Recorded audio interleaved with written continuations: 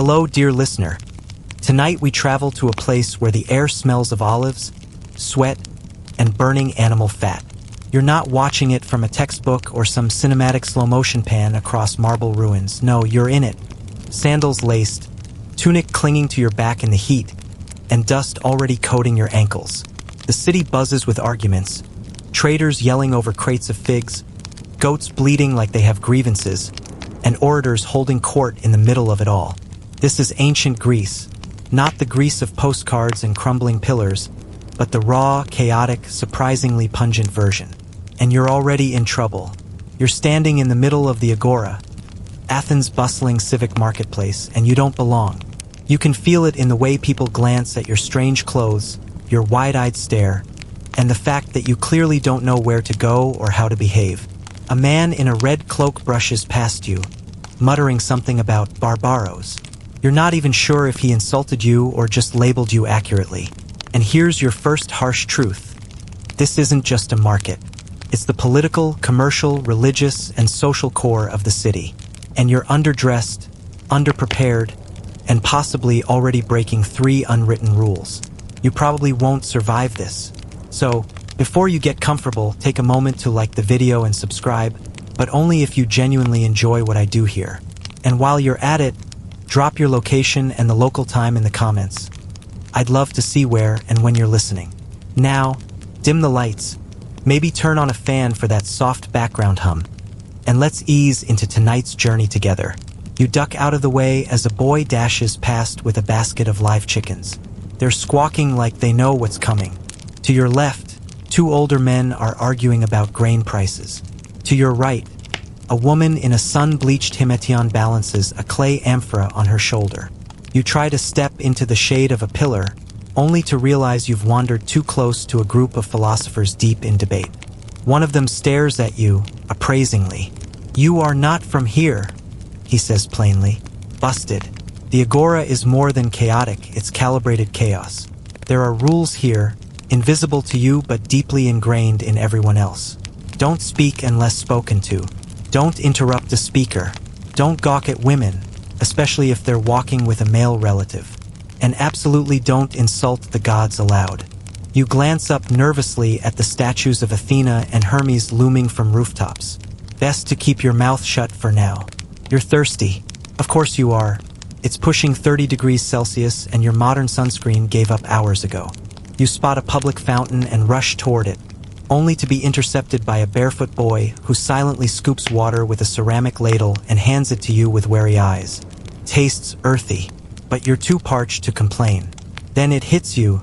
There's no currency exchange, no Greek phrasebook, no Yelp reviews for the best fig vendors. You have no drachmae, and even if you did, you'd have no idea how many obols make a stater or what it can buy you. A nearby stall is selling fish, glistening, eyes still glassy, but the smell could fell a horse. You try not to look like you're gagging. Too late. The fishmonger smirks. You retreat toward the edge of the Agora and sit down on a stone bench. It's already warm from the midday sun, and you're starting to feel your exposed arms redden. A group of children run past playing a game with knuckle bones, actual goat knuckles, not plastic dice. One stops and eyes you warily, pointing at your shoes. "Foreign," he declares before sprinting off. You're about to get up when the sound of a conch horn splits the air. People begin to move, not in panic, but with purpose. You glance around. Are they fleeing? Flocking? You follow the current like a confused salmon and end up on the steps of the Nix, the rocky hill where the assembly meets. This, you soon realize, is no casual gathering. Men are taking their places, gripping small clay discs. You've just stumbled into the middle of Athenian democracy, 3,000 citizens strong. And no, you're not one of them. You're not male, maybe, not over 18 in citizen terms, not a war veteran, and definitely not born to Athenian parents. Which means you're not allowed to vote, speak, or even stand too close. When you get too near the front, a man with a stick, not a spear, just a dye-soaked reed, swats your tunic. You look down. There's a streak of red on your cloth. You've been politely warned. Step back or get fined. You retreat. Smart move. Back in the Agora, things are picking up again. A street performer juggles apples while quoting Homer. A beggar holds out a stump and moans convincingly. And a statue of Athena Polias towers over the scene, watching with blank stone serenity. You try to sit and catch your breath, only to realize there are no public benches unless you're rich or religious.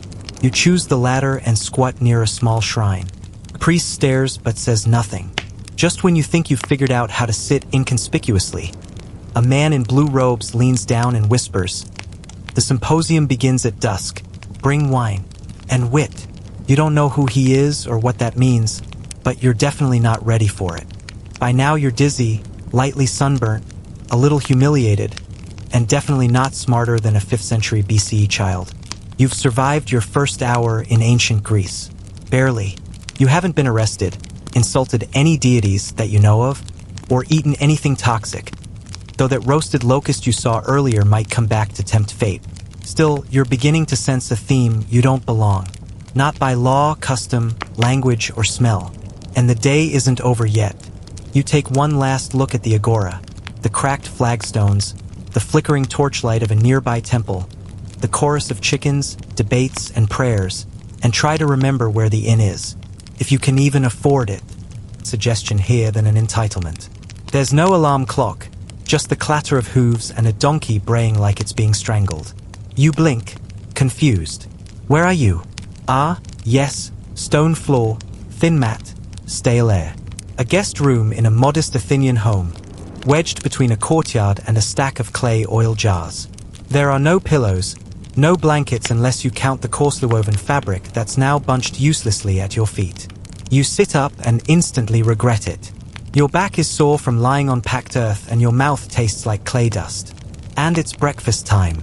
You shuffle into the courtyard, squinting against the sharp morning light. No birdsong, no aroma of coffee. Just 2 goats sniffing each other and a slave girl grinding grain with slow, weary movements.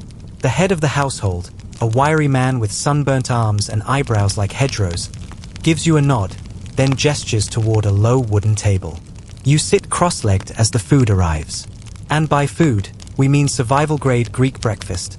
A hunk of barley bread so dense it could stop a spear, a few wrinkled olives, and a small clay cup of watered-down wine. That's it.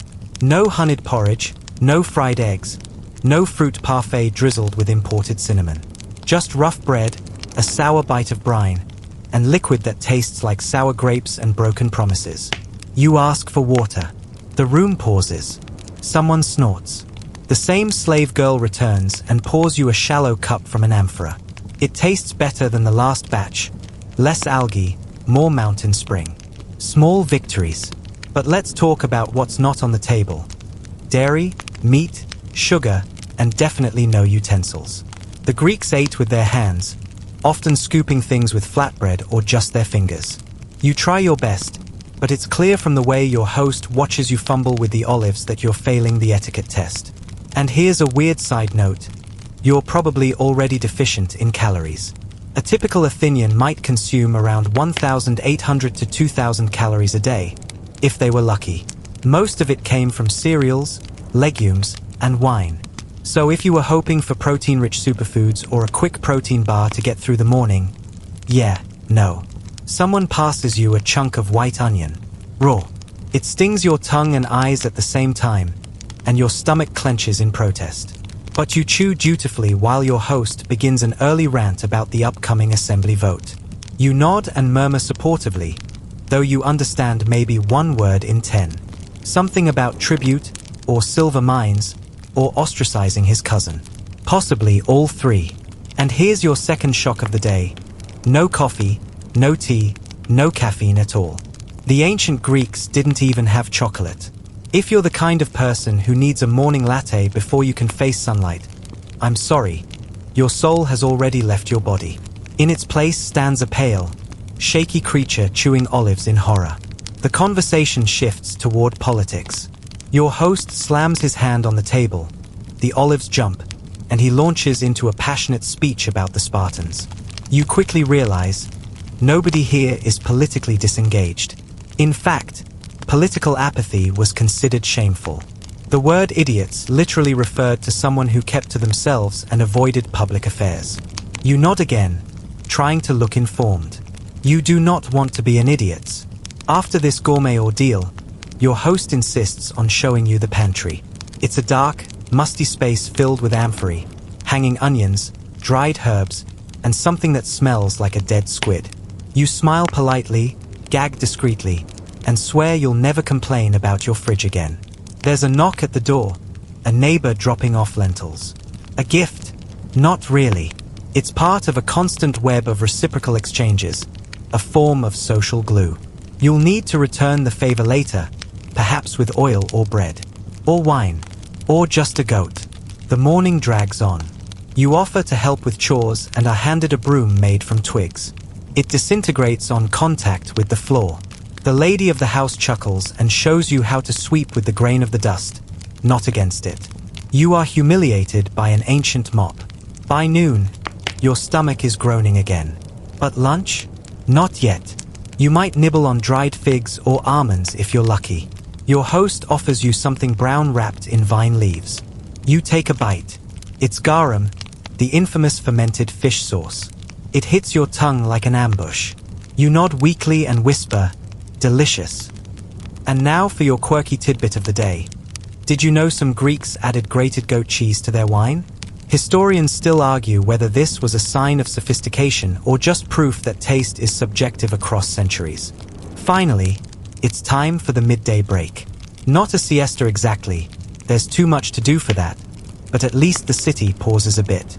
You stumble back to your mat, curl up next to an amphora, and try to nap while a rooster crows inside your skull. But even rest isn't restful. The soundscape never stops. Barking dogs, banging pottery, neighbors arguing about Homeric meter. You wish for earbuds. You get a fly in your eye instead. The light shifts. Someone knocks over a lamp. You open your eyes. It's time to prepare for the evening symposium. No rest for the culturally confused, or of someone trying to corral a runaway goat. Time has slipped through your fingers, and now you're being ushered toward the evening's social highlight, the symposium. Now, when you hear symposium, you might imagine a dull academic conference, perhaps with name tags and dry lectures about Plato. Nope. In ancient Greece, a symposium is half frat party, half TED Talk, and somehow also a philosophical therapy session, religious ritual, and competitive drinking game rolled into one. But let's back up. You are not a citizen. You are not Greek. You are not male, perhaps. And you are not rich, which means you don't get to throw a symposium. You're merely invited by your eccentric host who thinks it's hilarious to parade his new barbarian guest in front of his peers. So you go, awkwardly adjusting your himation, a long cloak that never seems to sit quite right on your modern shoulders, and shuffle into a villa already buzzing with anticipation. You step inside and realize you've just entered another world. The Andron, the men's dining room, is clean, perfumed, and lined with low couches where guests recline sideways like stylish reptiles. There are musicians tuning lyres in the corner, a slave boy setting out ceramic cups, and a slightly older woman adjusting a crown of ivy leaves on one man's head. Your host slaps your back and ushers you to a cushion near the end of the row. This, you realize, is a power map. The closer you are to the center, the more important you are. You're basically in the coat closet. Still, you're here. You survived breakfast. And now, dinner? Well, sort of. The food at symposia is rarely the main act. You nibble on roasted chickpeas, dried dates, and something that tastes suspiciously like raw squid marinated in vinegar. You swallow it with a gulp of Kratos, wine diluted with water in a giant mixing vessel called a crater. That's right, no neat wine shots here. Drinking undiluted wine marked you as a barbarian or a god, and you are definitely neither. As the evening warms up, conversations begin. One man recites lines from Hesiod. Another counters with a joke about Heracles' lion skin smelling like wet dog. A third launches into a dramatic tale about a sea voyage where a dolphin saved a poet from drowning. You laugh politely, unsure whether it's allegory or an actual headline. Now here's the thing. Symposia are heavily structured. You don't just drink and shout over each other.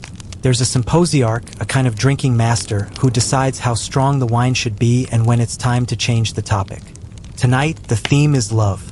So you're in for a whirlwind of heartfelt speeches, slurred arguments, and awkward mythological name drops. Someone calls on you. You freeze. They want you to speak. About Eros, the god of desire. The pressure mounts. You clear your throat and say something vague about love being like a chariot. Difficult to control, fast-moving, maybe prone to crashing. There's a pause. Then, polite claps. Few, but not everyone is amused. One older guest, already deep in his cup, scoffs. Only a barbarian would compare love to transport. The others laugh and the wine flows. You sip more of the diluted stuff and start to feel a little floaty. You realize too late. They've mixed this one stronger. Much stronger. Suddenly, a flute girl enters. A hired entertainer, wearing translucent linen and trailing a melody so haunting you forget how dusty your feet are. Her presence changes the mood instantly. Eyes sharpen, voices lower. The symposium dances on the edge of something sacred, sensual, and slightly absurd. And then the debate shifts again. One guest claims Homer was blind. Another insists Homer never existed. Someone else starts shouting about how women should be allowed to wrestle in the Olympics. A fist slams the floor. Another guest quotes Sappho awkwardly, and with an accent so bad you're not sure it was Greek at all. This is no longer polite conversation. This is verbal combat dressed in linen and incense. You try to fade into the wall, but the symposiarch notices. "Come now," he says, grinning. "Tell us, what are the politics of your people?" You mumble something about elected officials, ballot boxes, and TikTok. The room is silent. A man at the far end snorts wine through his nose. "Theatrics," he declares. "Democracy belongs to the Greeks." You make a note to never mention social media again. Still, not everything is intimidating. One young man sits beside you and quietly shares a slice of honey-soaked sesame cake, likely saved for important guests. He whispers that he prefers poetry to politics. You finally exhale. Not everyone here is terrifying. Just most of them. Eventually, the mood shifts toward games. A slave brings out katabos, a bizarre challenge where players fling dregs of wine at a target while reclining, aiming with wrist flicks and precise angles. It's harder than it looks. You try. You miss. The slave now has wine in his hair and doesn't look amused. You decide to drink less. Too late. The room spins in golden lamplight and flickering shadows. More singing. Someone's reciting verses in honor of Dionysus. The ivy wreaths get passed around. You catch someone sketching a caricature of Zeus with a donkey's head. The mood is loose, strange, and steeped in divine mischief. You feel a surge of affection for these maddening, eloquent people, even as your stomach warns you that the squid was a mistake. And here comes your historical footnote. Some scholars believe symposia functioned as elite training grounds, not just for entertainment but for bonding aristocrats, shaping opinions, even building political alliances. And while the format varied from city to city, its social power was undeniable. Eventually, you're helped up and guided back toward your host's home. The streets are dark, the stars fierce, and the city hushed except for the distant bark of a temple dog and the soft lapping of water near the port. You're dizzy, disheveled, slightly wiser, and much drunker than you planned to be. Tomorrow your head will hurt, your limbs will ache, and you'll wish desperately for ibuprofen that hasn't been invented yet. But for now, you're just another soul staggering home from a night of wine, words, and chaos. A barbarian with stories. You wake with a groan. The sun is already clawing through the doorway like an angry Apollo, and your mouth feels like it was lined with terracotta. You've discovered the hangover, ancient Greek edition. No coffee, no ibuprofen, and certainly no greasy hash browns to mop it all up. Just you, a throbbing headache, and a strange taste in your mouth that might be fermented squid. Or regret. Your host isn't much for sympathy. He thrusts a damp cloth into your hands and points toward the outer courtyard where a slave is drawing water from a cistern. "Wash," he grunts. "We go to market." And so your day begins. You shuffle along uneven stones, sunlight stabbing your eyes, navigating the winding streets toward the agora again. But this time, your task isn't idle observation. It's commerce, or at least an attempt at it. Your host wants you to fetch a few things: figs, a spool of wool, and good fresh olive oil from the vendor with the crooked nose. You nod and trudge off with a woven basket, already suspicious that you're going to fail this. The agora is louder today. The clamor of voices, hooves, dogs, and hawkers feels like it's been dialed up to 11. You approach a stall with baskets of dark, glistening figures. The woman behind the table scowls and begins speaking rapidly in Greek, gesturing to a scale. You smile, bow slightly, and hand over a coin. She eyes it, then hands you fewer figs than you expected. There's no receipt. No "have a nice day." Just transaction. Brutal, efficient, done. Next up, wool. You find a stall where spools are displayed in hanging loops like meaty noodles. The vendor is singing, a song about sheep and stormy nights, and it takes you a moment to realize you're supposed to respond. You hum a few notes awkwardly, and he beams. You are now a customer. He wraps the wool in fig leaves and ties it with a strand of twine, but not before lecturing you for a solid 2 minutes about why white wool is superior. You nod as if your life depends on it. Maybe it does. Finally, olive oil. This is a high-stakes purchase. Your host is picky. Not the sour kind, he said, and not from the northern grove. You wander from stall to stall, sniffing and swirling samples like a sommelier from a lost century. Eventually, you find a weathered man with, yes, a crooked nose, seated beside jugs sealed with beeswax. He eyes you. "Not from here," he mutters. You nod. He spits to the side, unseals a jug, dips a reed, and lets you taste. The oil is golden, peppery, smooth. You nod again. He grins. Success. You make it back to the house with your loot, only to be greeted by your host's wife, who examines everything silently. After a tense moment, she nods once. That's the closest thing to a standing ovation you'll get today. And now, as you sit in the shade recovering, someone else enters the courtyard. A man with a sharp chin and long beard. Your host stiffens. "The metronomos," he whispers. "Oh, a metronomos, the public inspector, has come to check weights, taxes, and the validity of scales used at the market. It's a reminder that while ancient Greece may seem like a carefree toga party to modern eyes, there's bureaucracy buried in every corner. Merchants are fined for incorrect measures. Public officials are elected, audited, and sometimes punished with exile. Civic responsibility is no joke here. And this is where your third lesson of the day kicks in. The ancient Greek economy wasn't just barter and goats. It had state-regulated coinage, grain taxes, leasing of sacred lands, and a tangle of tribute obligations from vassal cities. That free market everyone imagines? Not so much. After the metronomos leaves, thankfully without incident, you're roped into helping prepare a midday meal. This involves pounding garlic, cutting herbs with a chipped bronze blade, and trying not to gag when you're handed dried fish that smells like despair. The kitchen is hot, the walls are soot-stained, and the clay hearth radiates heat like a volcano. You chop, stir, taste, mistake, and finally sit down to a modest lunch of lentils, stale bread, and a smear of herb paste so bitter it makes your eyes water. You eat in silence. Talking during meals isn't a given here. Sometimes, food is for fuel, not performance. After lunch, your host announces it's time to visit his cousin's farm. You inwardly sigh, but hey, you haven't been chased by a goat yet today, so maybe that's what's coming.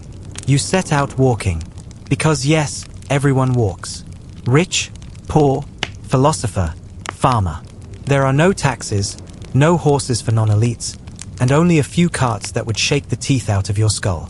The road is packed dirt, strewn with pebbles and the occasional mystery droppings. You pass fig trees, dry vineyards, and men sitting under olive branches arguing about taxes. Children run barefoot across thorny fields. An old woman tends a shrine by the roadside, murmuring a hymn to Demeter. The cousin greets you with a handshake that could crack walnuts. His farm is modest: 3 goats, a garden, and a thatched granary that looks like a stiff breeze would flatten it.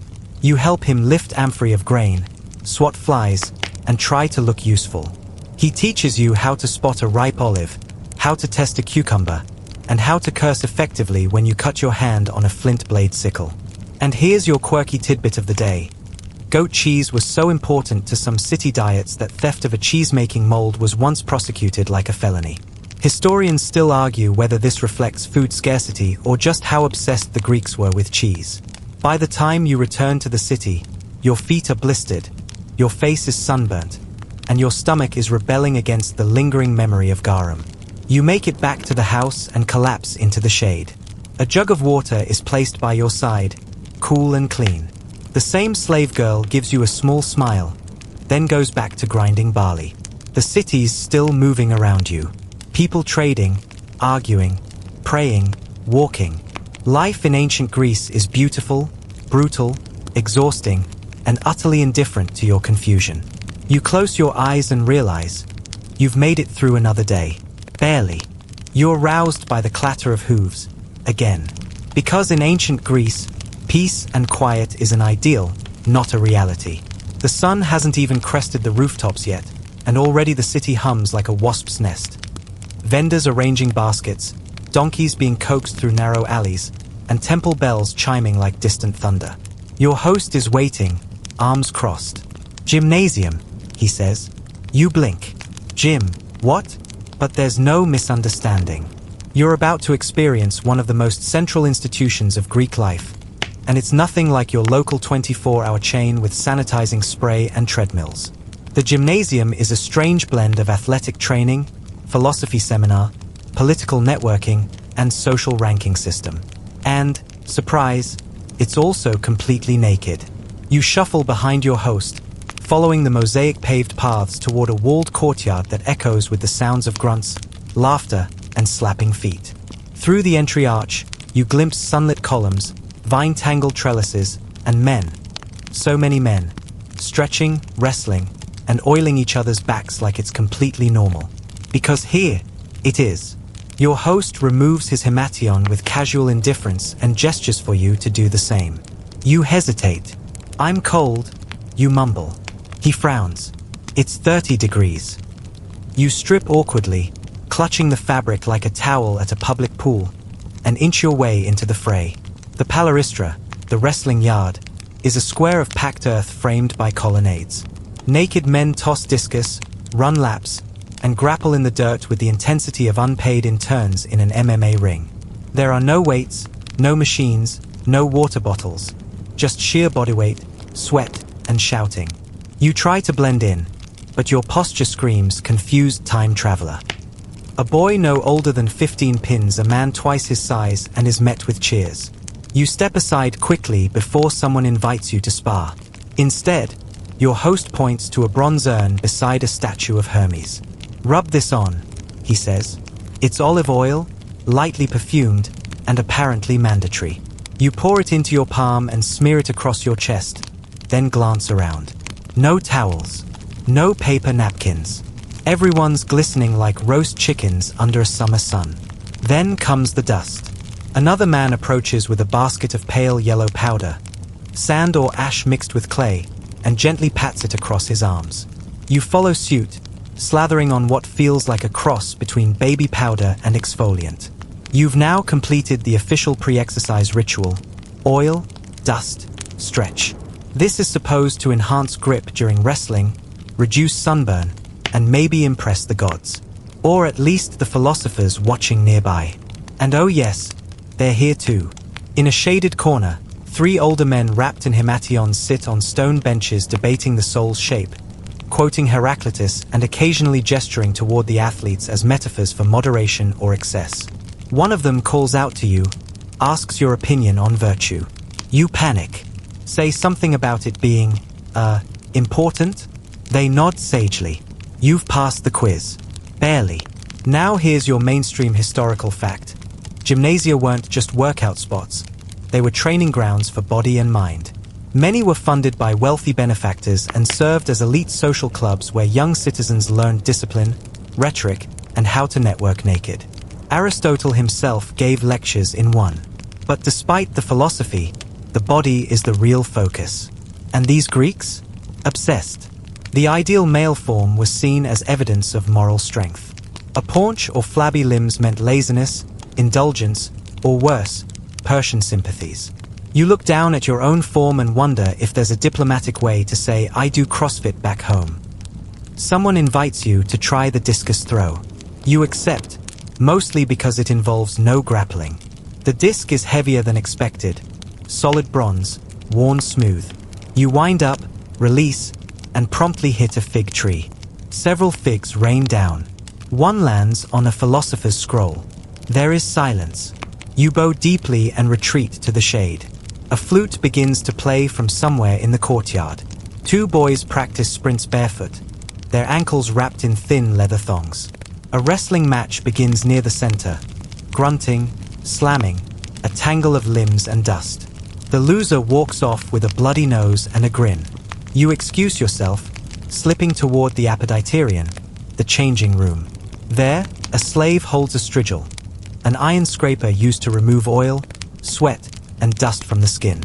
You submit to the ritual, shivering as the curved blade squeaks down your spine. It's effective, yes. Also terrifying. You now feel like a recently scrubbed carrot. You dress quickly and step out, grateful for the relative privacy of your tunic. But the day's not over. Your host wants to visit a public bath, which is less Roman luxury spa and more lukewarm communal tub. There's no soap, just scented oil and a hope that nobody brings up politics. You soak for 5 minutes before deciding you've absorbed enough other people's sweat. As you walk back through the agora, muscles sore and skin tingling, a strange sense of satisfaction sets in. You may have thrown the discus like a scared pelican, but at least you survived. And, somehow, you feel a little more Greek. Still, you can't help but wonder, why all this effort? Why train so hard, debate so loudly, and strip so often? Because in ancient Greece, the human form was the battleground of the soul. Fitness wasn't just about surviving war or attracting lovers. It was about being worthy of citizenship, of democracy, of elite excellence in all things. But here's the fringe tidbit. Some ancient texts suggest athletes were forbidden from sexual activity during training seasons, a claim historians still debate. Was this discipline, superstition, or just good PR? You head home with sore thighs and sun-drenched shoulders, passing a sculptor chiseling a marble torso. You stop for a moment and stare. It's perfection, lean, strong, serene. You glance down at your oil-streaked limbs and laugh. Perfection, you think, is exhausting. You think you're safe. After surviving the gymnasium, the olive oil massage, the public bath, and the philosopher's pop quiz, you imagine the worst must be behind you. Surely now you can just sit in a shaded courtyard and sip something fermented while watching goats chew on vines in slow motion. But no, your host claps you on the back with terrifying enthusiasm. "To the Stoa," he announces. "Socrates is holding court."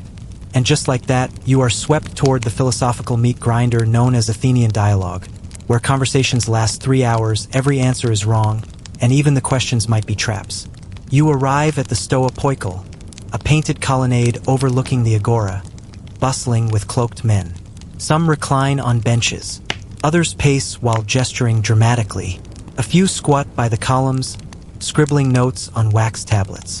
You've stumbled into the intellectual engine room of Athens, and it's running hot.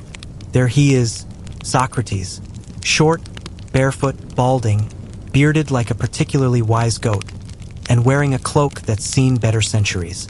He's mid-sentence when you get close. And if one cannot define justice, how then can one claim to live justly? The circle around him murmurs, nods, frowns. You freeze at the edge, trying not to be noticed. Too late. Socrates spots you with an unsettling sparkle in his eye. "You," he says, "what is courage?" You glance behind you. No escape. You begin doing the right thing even when you're afraid? He steps closer. Then is a child walking alone in the dark courageous? Maybe, if they chose to do it? He smiles faintly. Then choice defines courage? You try to answer. You fail. You are now tangled in Socratic method, and there is no exit. For the next hour, Socrates gently, inexorably dismantles every half-formed idea you offer. The crowd chuckles, but not cruelly. They've all been there. It's part of the ritual. Public intellectual flaying for the sake of wisdom. This, dear listener, is your fourth harsh lesson. In ancient Greece, being educated doesn't mean reciting facts. It means surviving interrogation in public without crying. Still, not all philosophy here is existential trapdoors. You sit beside a student who explains Plato's theory of forms using a loaf of barley bread and a snail shell. It sort of makes sense. You nod appreciatively. Now here's a mainstream historical fact. Philosophy wasn't some fringe activity in ancient Athens. It was the cultural currency. The ability to debate, question, and argue convincingly was as vital to public life as owning land or fighting wars. Young elites trained in it the way modern kids might train for college entrance exams. And it wasn't all abstract metaphysics. One nearby group is hotly debating tax distribution in the Delian League. Another is speculating whether Spartan boys feel pain or simply don't admit it. A third is theorizing that the moon causes madness, which, you admit, might explain the flute player who's now circling the stoa and shouting about goats wearing sandals. It's a lot, but also strangely invigorating. There's something alive here, an energy, a fire in the questions. You begin to understand why so many modern ideas trace their roots back to this stoa, this cracked pavement, these sandal-wearing skeptics who never met an idea they didn't want to wrestle. Until, of course, someone starts shouting about piety. A young man, sharp-cheeked, trembling slightly, begins accusing a fellow citizen of impiety. He claims the man mocked the gods during a recent feast and questions whether the assembly should investigate. Voices rise. People begin shifting away. The man accused goes pale. You suddenly remember, this is how Socrates dies. And now you get a glimpse of the dark undercurrent. While Athens prides itself on free speech and debate, there are limits. And the gods, always the gods, mark the boundaries. You feel the mood sour. One man mutters, "Better to whisper than be whipped." And here's your quirky fact of the day.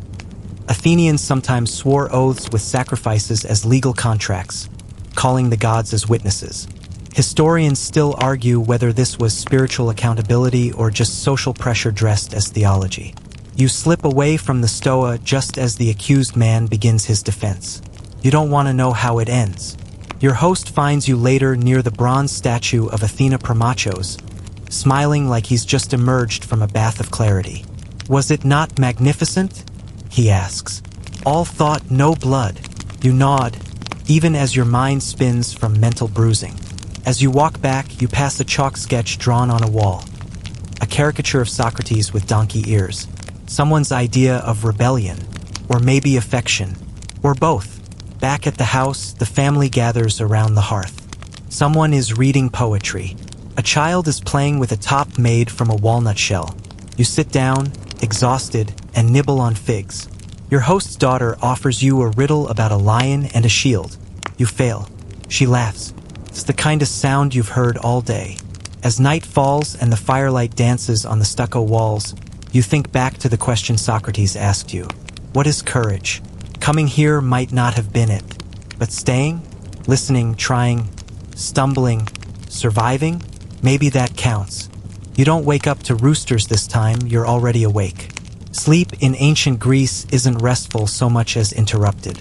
The stiff mat digs into your shoulder, the night air leaves your nose dry, and a dog barked for what felt like 4 hours straight. Still, the household stirs, and you stir with it. Today's lesson: democracy, Greek style. Not the kind with ballots and booths and friendly volunteers handing out "I voted" stickers.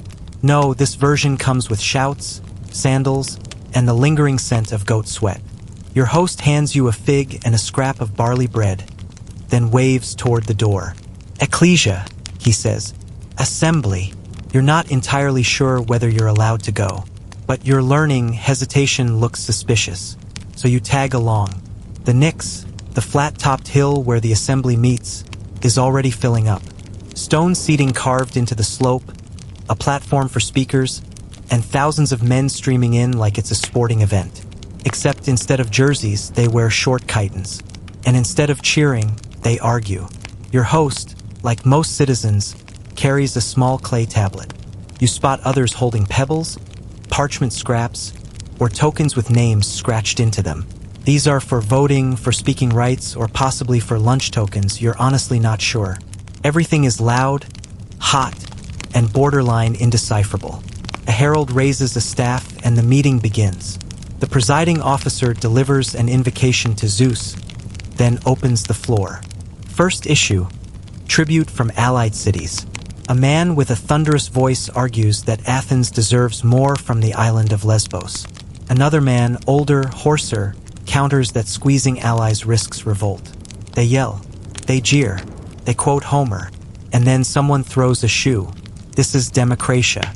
It's messy, imperfect, and entirely alive. And here's your mainstream historical fact.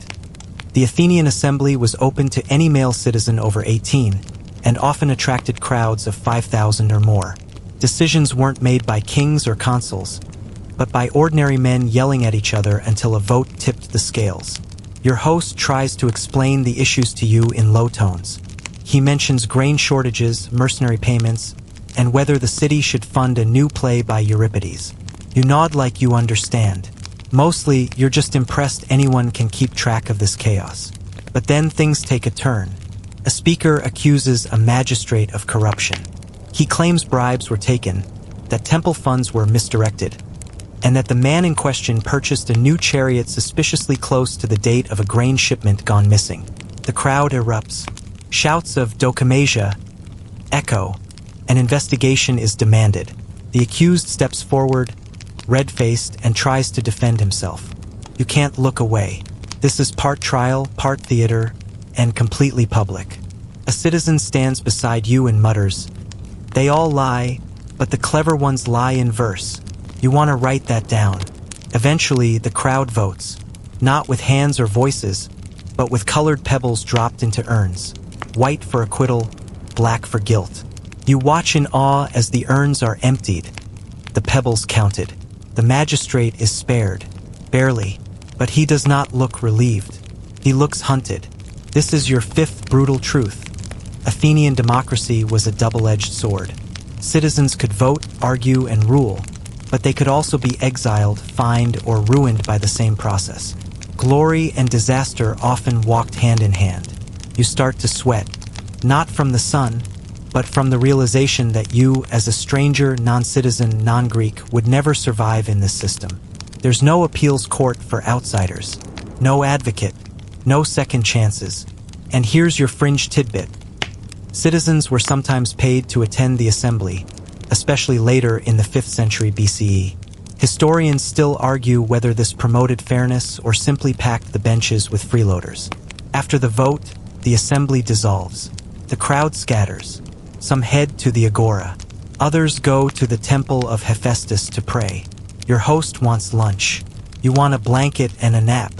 As you walk, you spot a man being dragged toward the magistrate's office, accused of selling watered-down wine. His tunic is torn, and he's cursing in 2 dialects. You glance at your host. "Democracy," he says flatly. Back at the house, there's leftover fish stew and a new topic of discussion. Ostracism. Every year, the citizens can vote to exile someone, no trial, no debate. Just a name scratched on a pottery shard. If 6,000 votes agree, gone. For 10 years, you try to act nonchalant, but your brain is racing.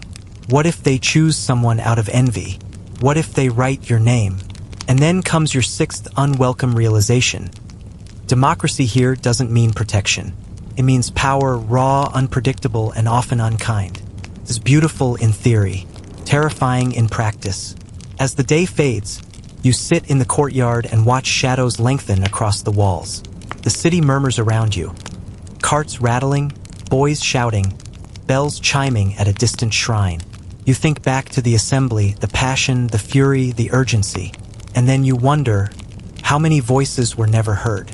How many slaves, women, medics, and foreigners like you watched from the sidelines, dreaming of a vote that would never come? You stare at the ground, and quietly you draw your own name on a shard of clay, just in case. It's mid-morning now, and the city is humming again. But you're not heading to the agora or the gymnasium. Today, you're heading inward, into the strange, flickering world of Greek religion. Your host informs you that there's a ritual offering at the Temple of Demeter just beyond the city walls. For the harvest, he says. And the gods. And luck, of course. Luck sounds like something you could use more of.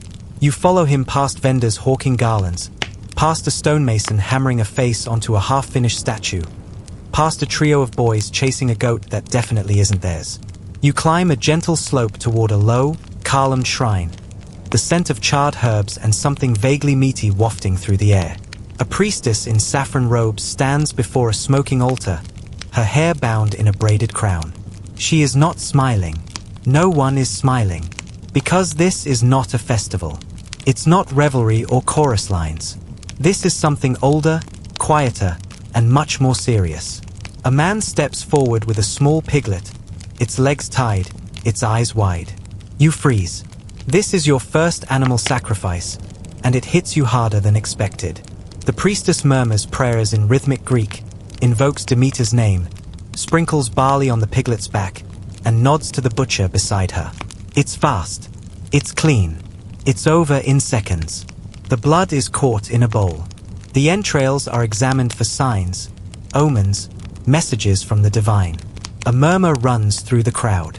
The omens are neutral. Not good, not bad. Just vague enough to be interpreted 10 different ways. You look around and realize you're the only one stunned. Everyone else has already turned toward the next phase, offering and feast. Bits of meat are roasted and placed on the fire, the savory smoke rising to the sky as an invitation to the gods. A jug of wine is poured. A wreath is burned. A hymn is sung, low and droning and ancient. And here's your seventh truth. In ancient Greece, religion isn't personal, it's civic. There are no private prayers whispered behind pews, no quiet meditations. The gods are everywhere, and their worship is woven into every public act. Law, marriage, farming, politics, even theater. If you fail to honor them, your city suffers. Your household suffers. And very possibly, your neighbors will blame you. And here's a mainstream fact. Athens had hundreds of public festivals annually, one nearly every other day by some estimates. Most involved some form of sacrifice, procession, or dramatic performance in honor of a god or hero. You didn't opt out. You participated, or you became suspect. As the pig's scent fills the air, someone presses a fig into your hand. Another offers wine. You drink, you chew, you try not to think too hard about what just happened. But your brain won't let go. Because for all the beauty, the garlands, the hymns, the painted columns, there's something raw underneath it all. The gods are powerful, sure, but also dangerous. You learn this firsthand when someone sneezes during the second hymn. The priestess stops. Everyone glances toward the man, now red-faced and apologetic. The sneeze came during a line invoking Persephone. That's not great. The priestess quietly restarts the hymn from the beginning. You now realize how deeply omens and rituals shape everything here. A bad omen can cancel a wedding, delay a battle, or send an entire assembly vote back to square one. Sacred chickens refuse to eat? That's not just weird, it's political fallout. Your sandals squeak during the opening of a prayer? That's grounds for a do-over. And here's your quirky tidbit of the day. Some Greek households smeared pig's blood on their doorposts during certain festivals to ward off evil spirits. Historians still argue whether this was purely symbolic or just a particularly sticky kind of neighborhood watch. After the sacrifice, the crowd begins to disperse. Some go back to the city. Others linger near the grove of olive trees beside the shrine. You find yourself drawn to a small side altar where a girl, maybe 10, maybe 12, lays out a wreath of laurel and whispers something too quiet to hear. She sees you watching. "It's for my brother," she says. You nod. She doesn't explain further. And then you understand something else. Greek religion isn't about belief, it's about action. You don't have to love the gods. You don't even have to like them. You just have to respect the rituals, follow the steps, keep the peace. The gods aren't your friends. They're cosmic neighbors with big opinions and poor anger management. You leave the temple subdued. Back in the city, the atmosphere feels heavier. A man is sweeping out his hearth, murmuring to Hestia, goddess of the home. Two boys are throwing pebbles at a snake near a statue of Apollo, then freeze when it slithers onto the base. One runs home to tell his mother, probably to sacrifice something. Your host notices your silence. Too much. You nod. He laughs. The gods are always watching. But don't worry, most of the time, they're bored. Maybe, that evening, as you sit near the fire, someone knocks over a jug of oil. It rolls across the floor, spinning, spinning, and stops at your feet. Your host raises an eyebrow. Bad omen, you ask. He shrugs. Ask the priestess. You sleep with one eye open. You wake to the sound of low chanting.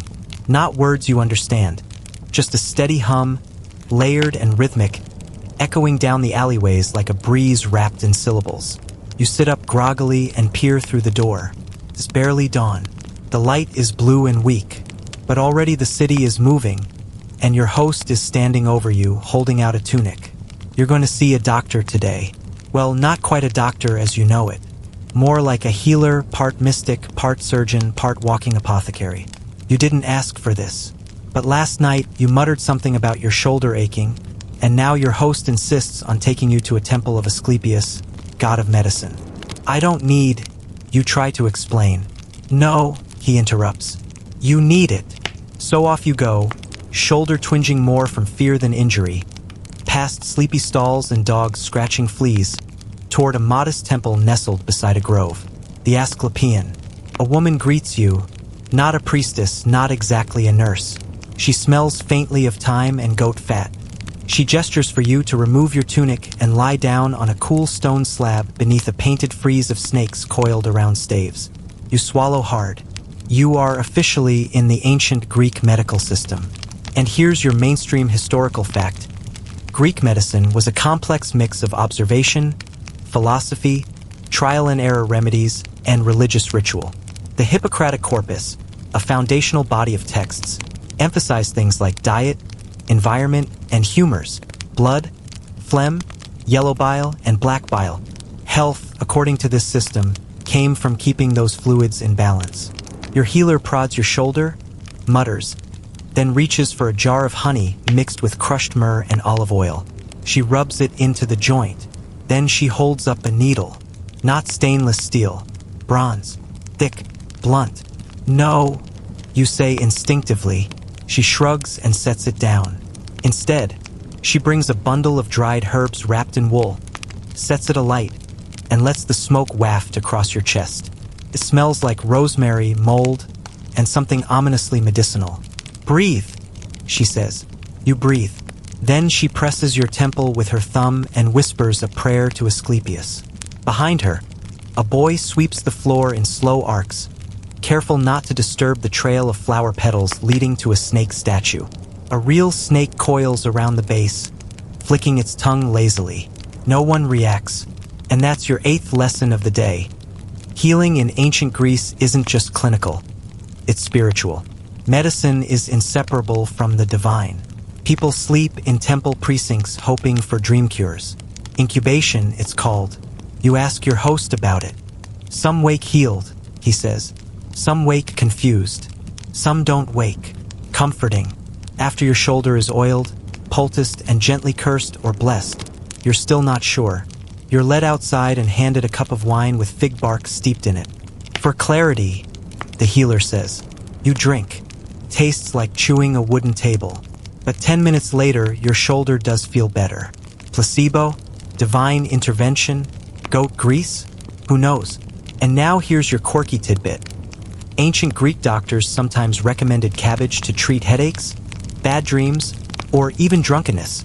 Historians still argue whether this was dietary wisdom or just a culinary obsession.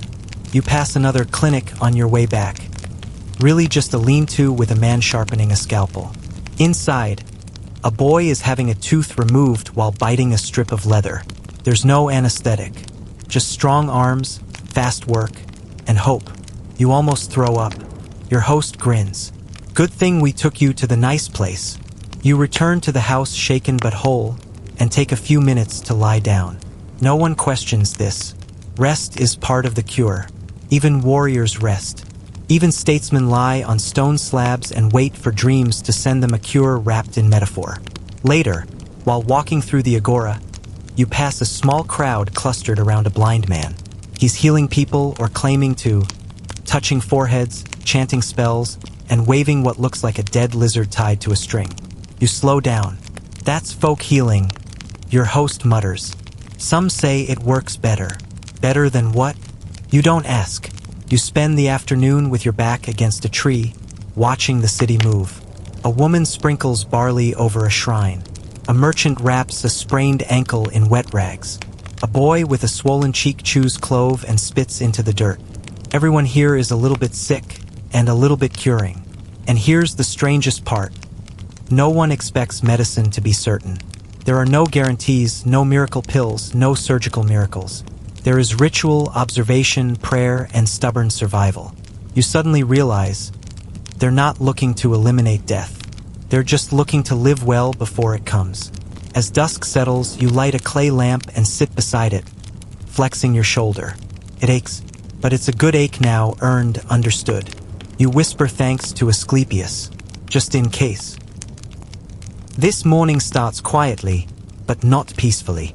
You're invited, though the word feels generous, to accompany your host to a household gathering. Not a party, not a breakfast, a domestic ceremony hosted by his cousin. You walk through the winding alleys, passing rows of painted stucco walls, until you arrive at a house with an unassuming threshold. Your host gives you a look. Don't speak unless asked. You nod. Then you walk through the door and immediately break about 3 rules. You say hello to a woman. She doesn't answer. She vanishes behind a curtain with a quick flutter of fabric, leaving only a faint rustle and the weight of silence behind. You've just violated Greek domestic etiquette. Here's your 9th harsh truth. In ancient Athens, the household is a gendered machine, and you, an outsider, possibly the wrong gender, certainly the wrong status, just stumbled into its inner wiring. Inside, the oikos, the household, is divided both physically and socially. The men occupy the andon, the public-facing front of the house, where guests are welcomed, business is conducted, and politics are debated over wine. The women reside in the gynoeceum, deeper in the structure, removed from strangers, devoted to child-rearing, textile work, and ritual duties. You sit stiffly on a wooden bench as the men greet each other. They exchange pleasantries about barley yields, recent votes in the assembly, and who got the best cut of meat at yesterday's temple sacrifice. You smile politely. Say as little as possible. Meanwhile, in the unseen heart of the house, women are working. You hear the sound of looms, the click of wooden combs pushing wool threads into place. You hear laughter too, muffled, light. It feels like another world just a few paces away, and entirely unreachable. Your host notices your gaze drifting. It is not their place to be seen, he murmurs. And now, your mainstream historical fact. Athenian women, especially of citizen class, were expected to remain within the home, managing domestic affairs while avoiding the gaze of unrelated men. Their public lives were restricted, their voices rarely recorded, their faces rarely sculpted without divine disguise. But they were present, powerful, in their own cloistered ways. The manager of the oikos, the weaver of lineages. You learn that this gathering is actually a marriage negotiation. A cousin's son is of age. A daughter from another household is being considered. Her dowry has been measured in silver, wool, and the promise of domestic competence. She's 14. He's 32. You choke on your cup of watered wine. Too young? Someone asks. You stammer. Where I'm from, that would be frowned upon. Strange, they mutter. When else should she marry? You realize your face is doing that modern incredulous thing again. You rein it in, because here's your 10th brutal realization. Marriage in ancient Greece isn't about love. It's about alliances, property, stability. The oikos is a political unit, and wives are key to its preservation. The affection might come later, or never. One man at the table tries to crack a joke. I married a clever wife once. Terrible mistake. The others laugh. You smile weakly. After a round of dates and honey cakes are passed around, the men shift topics to dowry law. Who's paid what? Who hasn't? A man is suing his ex-wife's brother for unpaid silver. Another argues that if a woman brings less wool into the house than promised, her marriage contract can be challenged. You ask cautiously, what happens if a woman wants to leave? The room stills. She cannot, someone says. Then, after a pause, unless her father demands her back, or unless the husband beats her too badly. Another pause. No one makes eye contact. And here's your fringe tidbit of the day. Some ancient Greek plays depict women plotting rebellion, escape, or even murder, not as fantasy, but as grim reflections of their social cages. Historians still argue whether these plays were warnings, catharsis, or quiet sympathy disguised as satire. Eventually, the agreement is made. A date is set. The men toast with wine that tastes like diluted vinegar. The bride has not been seen. Her name has barely been spoken. You excuse yourself to use the latrine, and on the way, you pass an open door. Inside, a girl sits near a loom, fingers busy, eyes blank. Another woman hums a lullaby to a baby in a wicker cradle.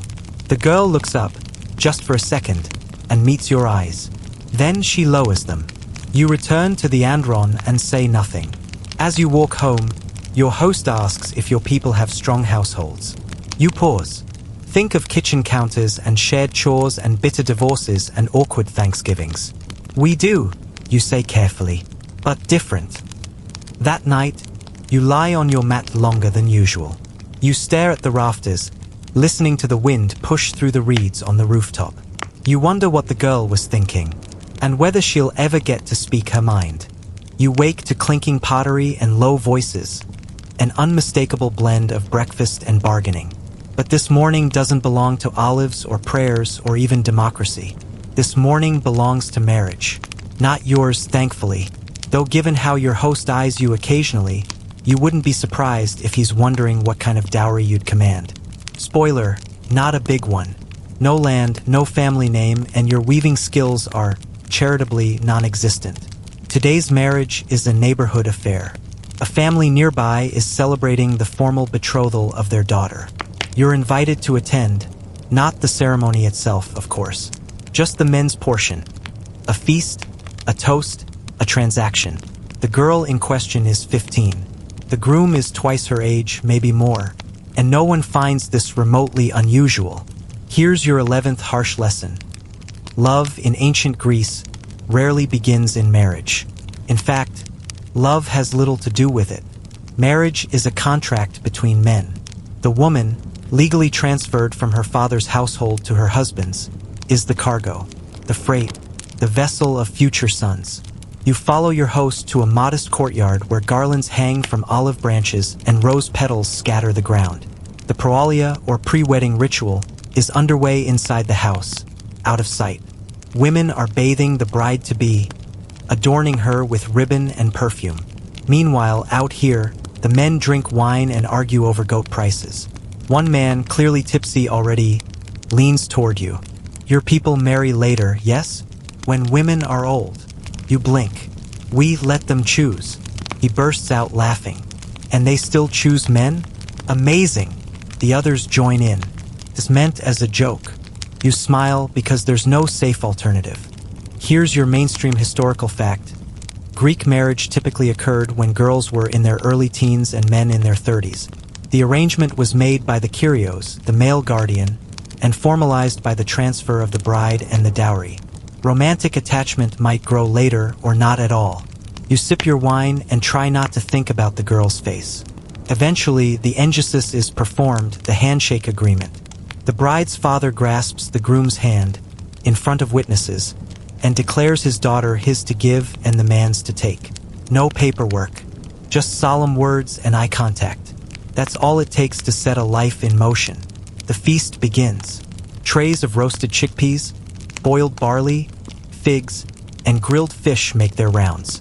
The food is simple but abundant. The wine, stronger than usual.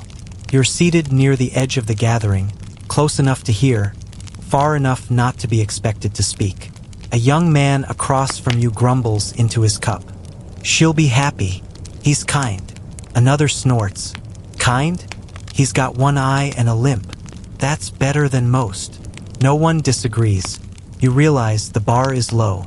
A kind man, a gentle touch, maybe a gift of honeyed cakes on the second morning. That's what counts as fortune here. Someone claps to begin the wedding song, and the men sing in slurred unison. It's an ancient tune, older than Athens itself, invoking Hymenaeus, god of the bridal procession.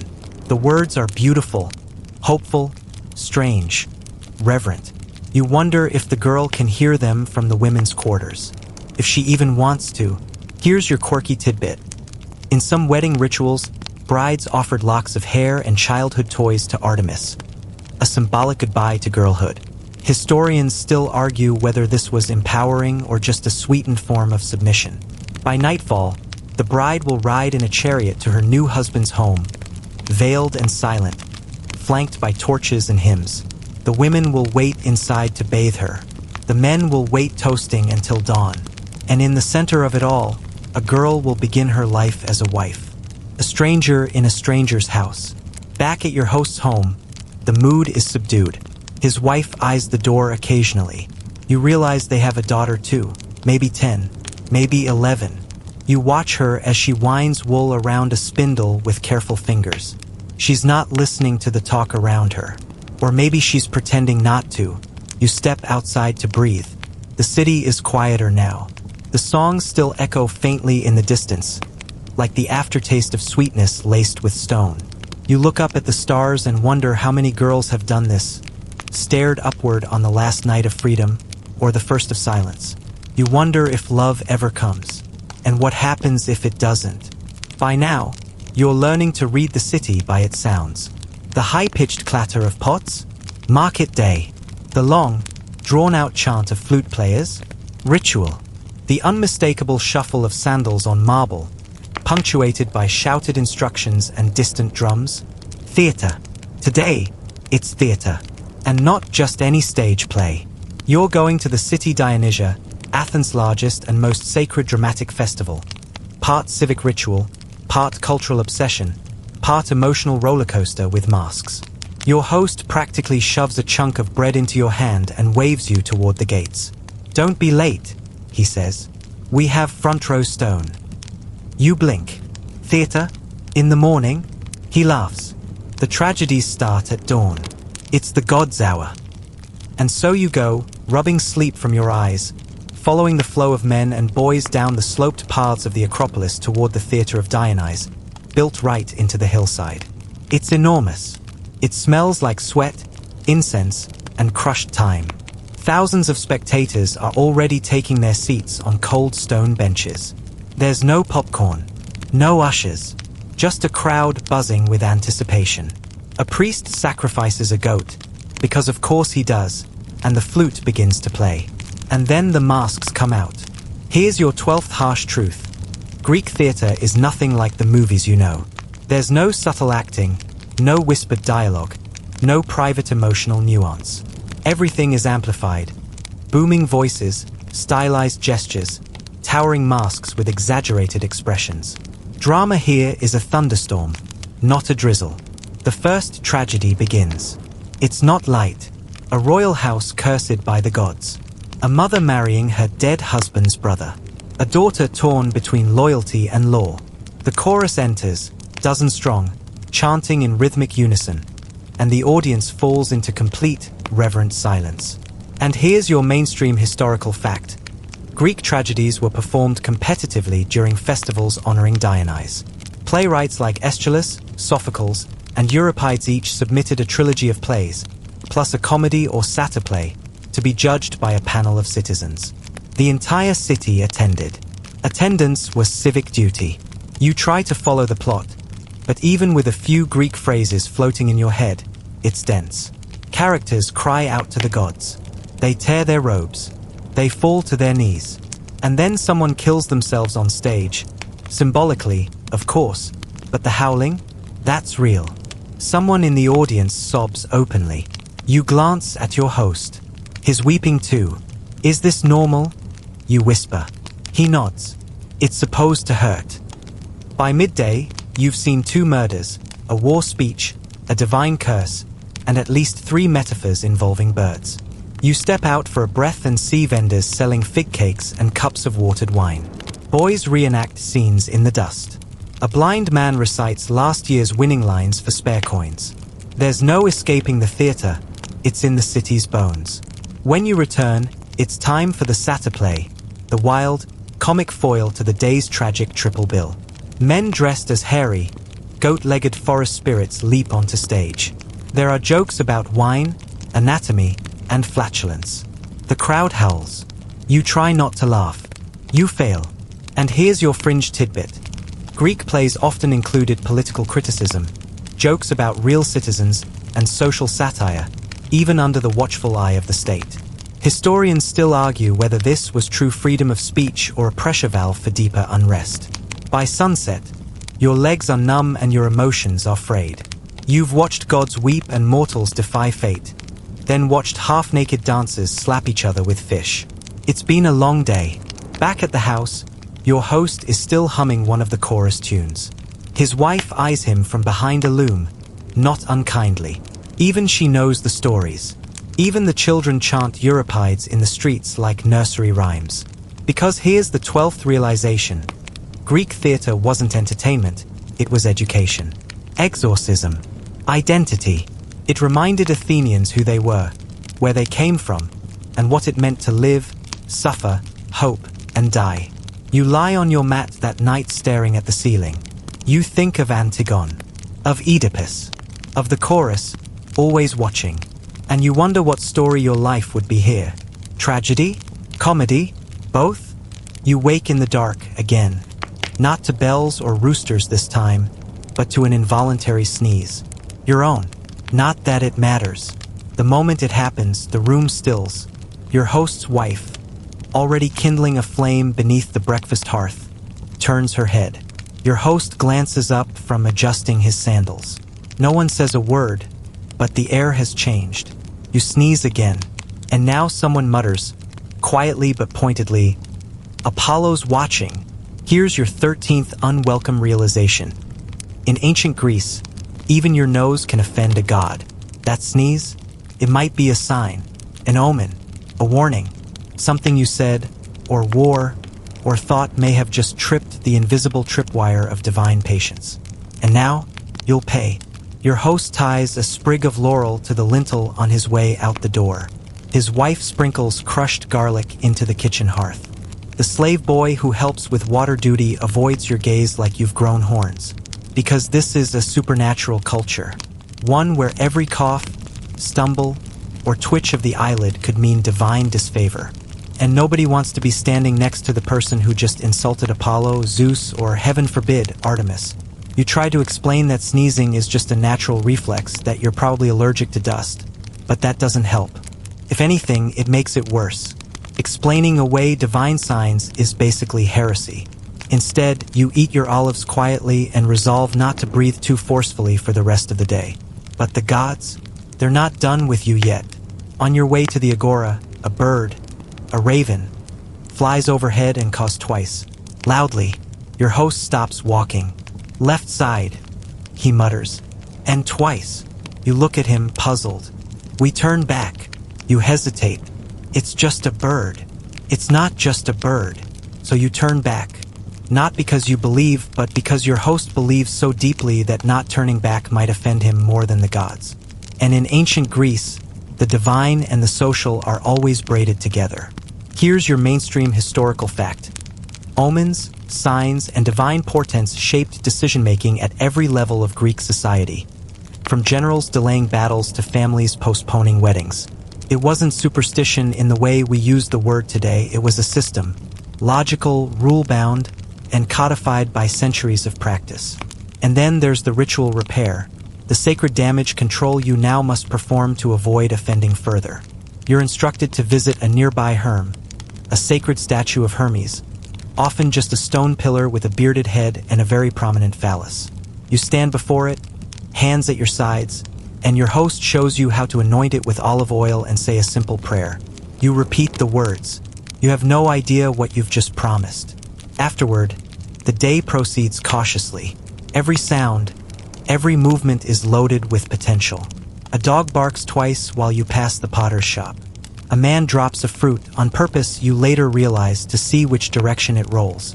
In the afternoon, you witness a full purification ritual. A house on the edge of the city has experienced a death, and the family is preparing to re-enter public life. Before that can happen, a priest leads them in a rite involving burned sulfur, seawater, and laurel branches. You watch from a respectful distance as they bathe in silence, mouths set, eyes forward.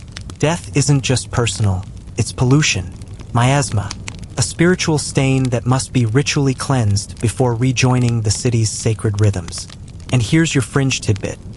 Some Greeks believed that menstrual blood, childbirth, or even dreams could generate ritual impurity. Historians still debate whether this reflected deeper beliefs about the body or just ways to control it. By evening, the mood lightens.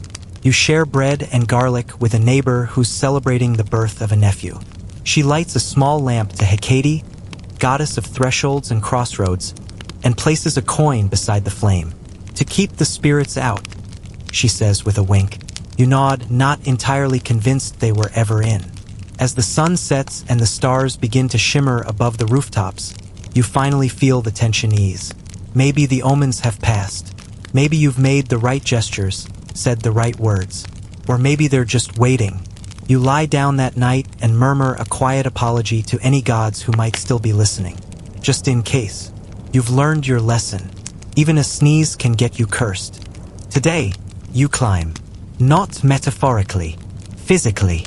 Your host is taking you on a pilgrimage to Delphi, the famed sanctuary of Apollo perched on the slopes of Mount Parnassus, a place where kings, generals, and nervous farmers all come seeking truth, warnings, or at least a divine shrug in riddle form. It's a 2-day journey. You start at sunrise, walking in silence with a small group of pilgrims. The road winds through olive groves and rocky outcrops, the scent of sage and cypress clinging to your tunic. There's no carriage, no horses unless you're rich. You walk, and walk, and walk. By midday, you're blistered, sunburnt, and trying not to complain. The others are used to it. One man walks barefoot as a gesture of devotion. Another carries a clay mask of Apollo, wrapped in linen. No one talks much. Pilgrimage is supposed to be a kind of fasting by foot. You camp that night under the stars. Someone sings a hymn to the muses. Someone else snores like a possessed goat. You sleep on a blanket of dust and stone. By mid-morning the next day, Delphi comes into view. And it's stunning. Perched high on terraced slopes, its marble buildings gleam like fish scales in the morning sun. You see the Temple of Apollo, the grand treasury of Athens, the rock where the Sibyl once prophesied, and the ancient navel stone, the Omphalos, said to mark the very center of the world. Delphi is old. You feel it. Everything here whispers in tones deeper than memory. Even the stones seem to breathe. Your host guides you to the Temple of Apollo, where the line has already formed. Petitioners wait with small offerings, bundles of laurel, incense, coins, carved wooden animals. You offer a simple wreath of olive branches and a pinch of barley. You're told that's enough. The gods don't need grandeur, just attention. And then, the Pythia enters. She's not what you expect. Not an old crone in rags. Not a shrieking seer in a trance.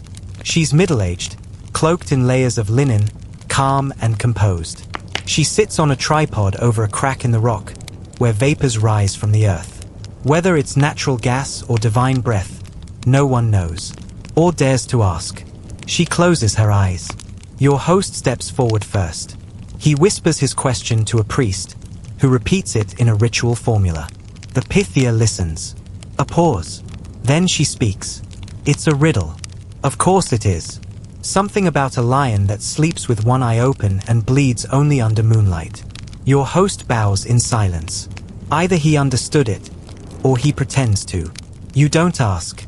Then it's your turn. You step forward awkwardly, whisper your question. What should you even ask? And wait. The Pythia tilts her head. Then, in a voice that sounds both ancient and utterly uninterested, she says, "The stranger who walks backward may yet arrive first." but only if he forgets his name. That's it. That's your oracle. Yubo, step back. Try to figure out if it means anything or everything. Here's your mainstream historical fact. The Oracle of Delphi was considered the most authoritative prophetic voice in the ancient Greek world. City-states consulted her before war, colonization, and political reform. Her answers were always indirect, poetic, and cryptic, designed to reflect divine ambiguity, not clarity. And here's your fringe tidbit. Some ancient writers believed the Pythias trance was induced by subterranean gases, possibly ethylene. Others claimed she chewed laurel leaves or inhaled burning herbs. Historians still argue what, if anything, she actually experienced.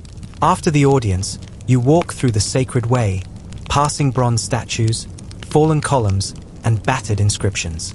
You stop at the theater, perched on a hill overlooking the temple complex. The view makes your chest ache. Your host sits beside you, eyes fixed on the mountains. Do you believe her? You ask. He shrugs. Does it matter? Maybe not. Maybe the act of asking is the point. Maybe knowing the answer is less important than owning the question. That evening, you share a meal with other pilgrims, olives, barley, wild greens, and exchange riddles. One man claims the Pythia told him to marry a tree. Another says she advised him to move north until his sheep stopped making shadows. He's still looking. You sleep that night beside the Omphalos stone. Not on it, of course. That's sacred, but close enough to hear the wind whisper through the stone pines. You dream of walking backward, lost in a forest of mirrors. Of someone, maybe you, writing your name in sand just as the tide comes in. You wake before dawn and walk down the mountain in silence. The next morning, your legs ache from the pilgrimage, but your host has another plan. You've seen gods in theater, he says.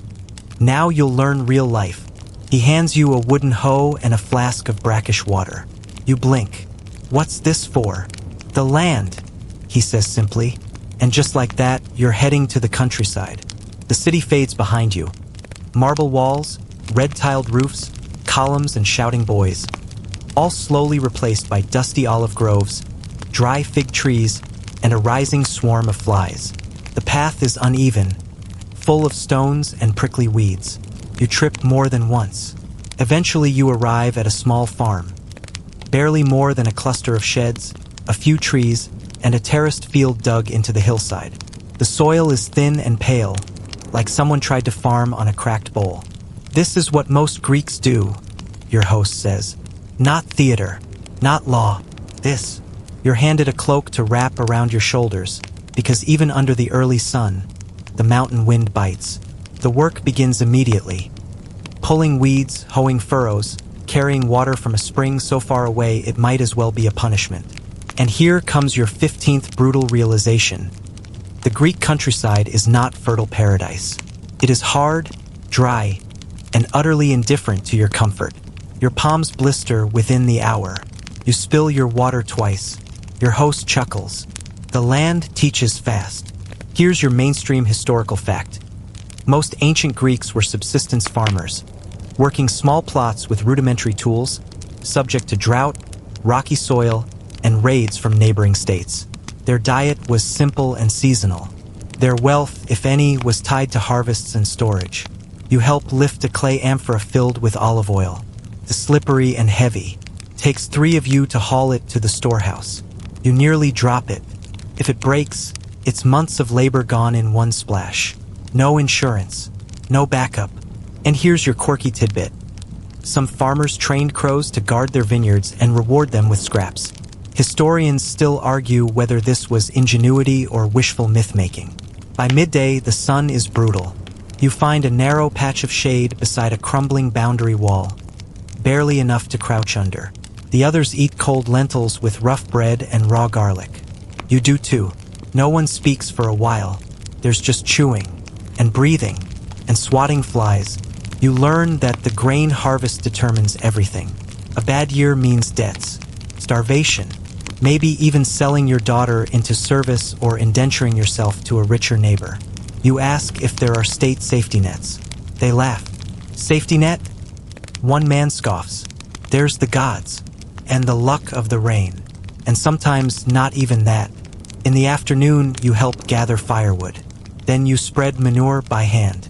You try not to gag. You fail. Everyone sees. No one comments. But the boy next to you hands you a strip of mint to chew. You nod thanks. Here's your 16th understanding. Greek rural life is endless work. Even children carry water, mend fences, shoe goats. There is no retirement, no weekends, only seasons. As the sun sets, you help prepare the evening meal, a barley porridge with wild onions and a splash of oil. Tastes like something between ash and damp toast. But after a day of back-breaking labor, it feels like a feast. Your host offers you a spot in the loft. Flat boards, a blanket of reeds, the sharp smell of goat hair beneath you. You don't care. You pass out immediately. You dream of vines growing from your feet, anchoring you to the hillside. The next morning, you wake sore but not broken.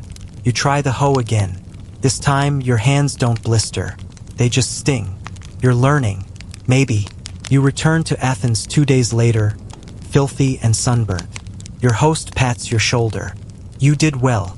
Better than the last foreigner. You ask what happened to them. Sunstroke. Vomited into the amphora. Had to send him back to Thebes. You nod. Say nothing. You lie on your mat that night, body still buzzing from the hills, and realize that for most Greeks, this, not the drama, not the temples, not the speeches, this is life. Quiet, grinding, unremarkable, but also holy in its own strange way. The land is not generous, but it is honest. You sleep like a boulder, deep, motionless, half buried in exhaustion. But the city never really sleeps. Not entirely. So when you rise the next morning and stagger into the courtyard, bleary-eyed and stiff-limbed, Athens is already wide awake. Pigeons wheel above the rooftops. A fishmonger calls out today's catch in song. The neighbor's dog is barking again. Your host tosses you a cloak and a nod. Come, he says. You've seen day. Now see night. It's a simple phrase, but what he really means is, welcome to the other half of life in ancient Greece. The private, the domestic, the dim and flickering hours when the gods withdraw just slightly and the hearth becomes the center of the universe. That night, you're invited to sleep not at your host's house, but at his cousin's country villa, slightly beyond the city walls. It's quiet there, he says. You'll learn something. He's right. The house is smaller, plainer. A single-story structure shaped like a rectangle around an open courtyard. No marble, no servants, just one oil lamp burning softly at the entryway, casting shadows that shiver with each breath of wind.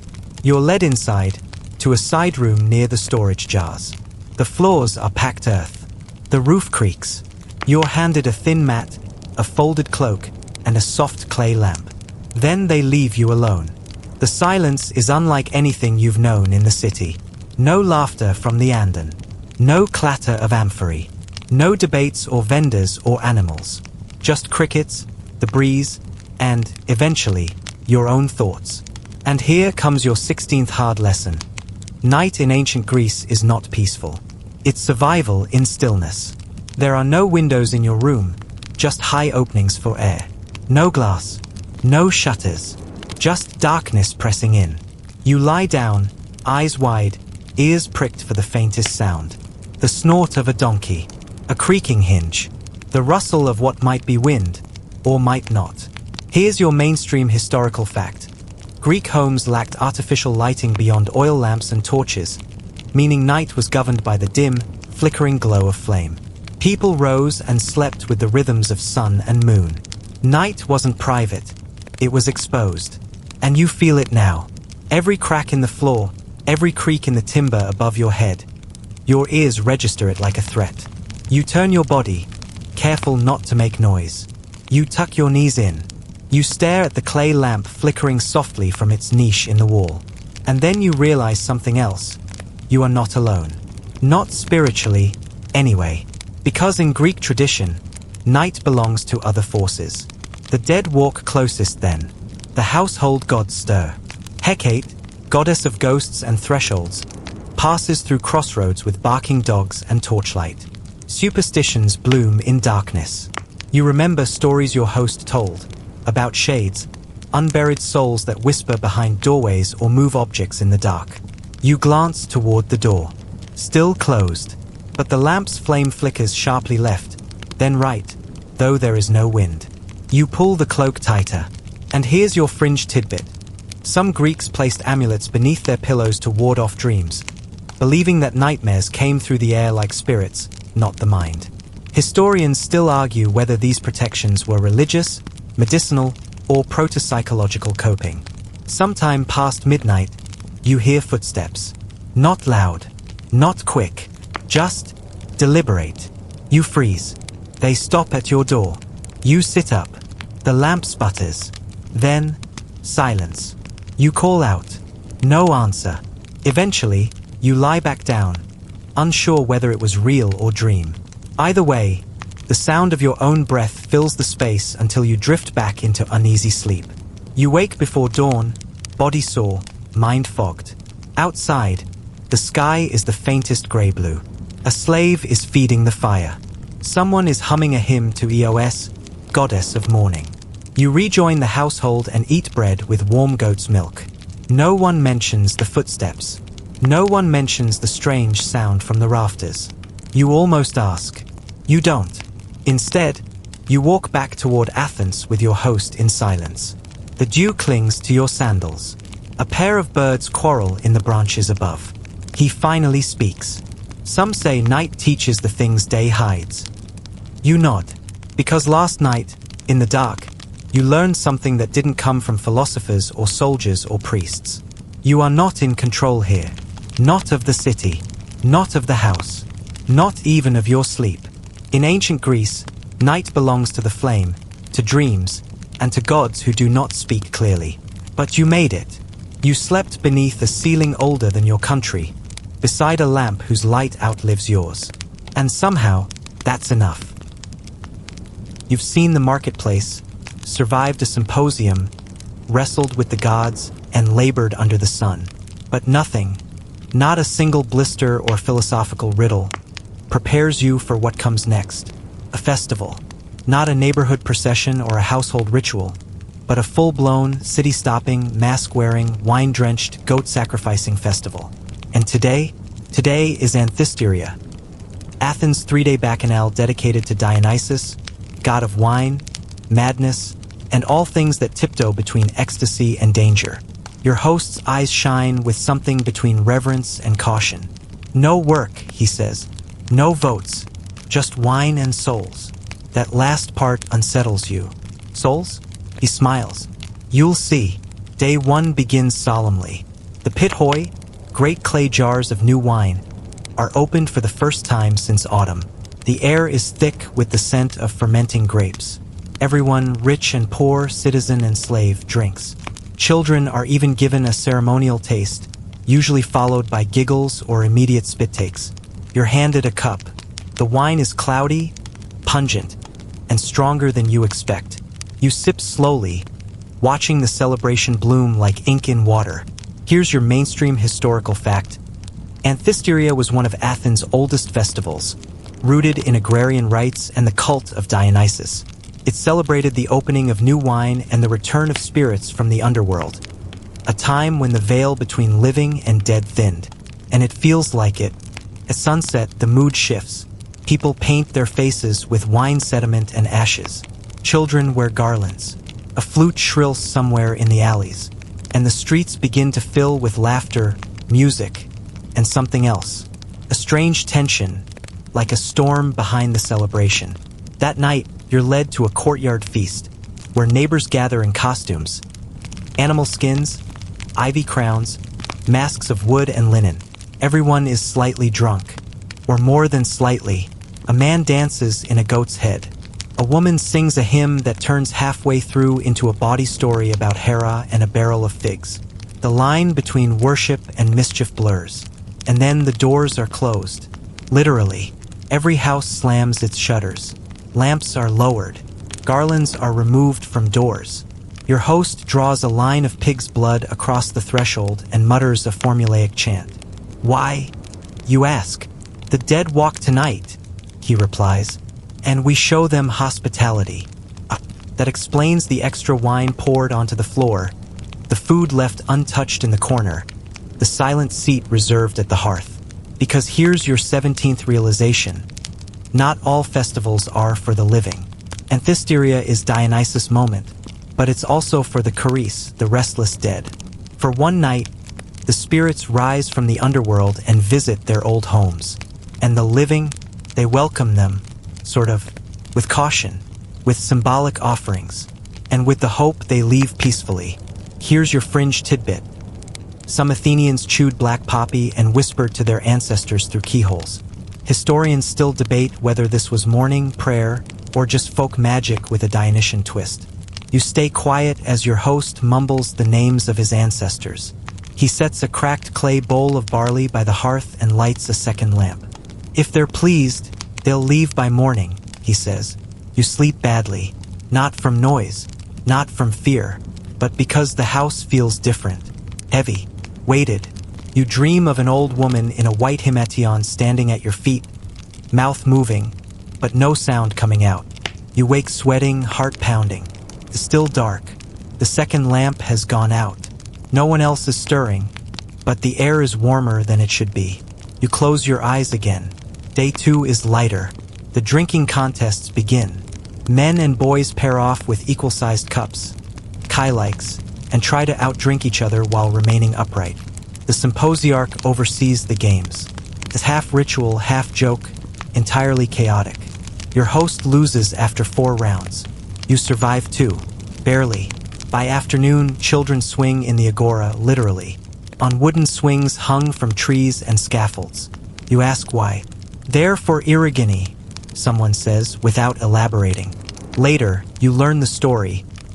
Erigone, daughter of a man falsely executed, hanged herself in grief. The swinging honors her spirit and placates her wrath. It's cheerful, but also chilling.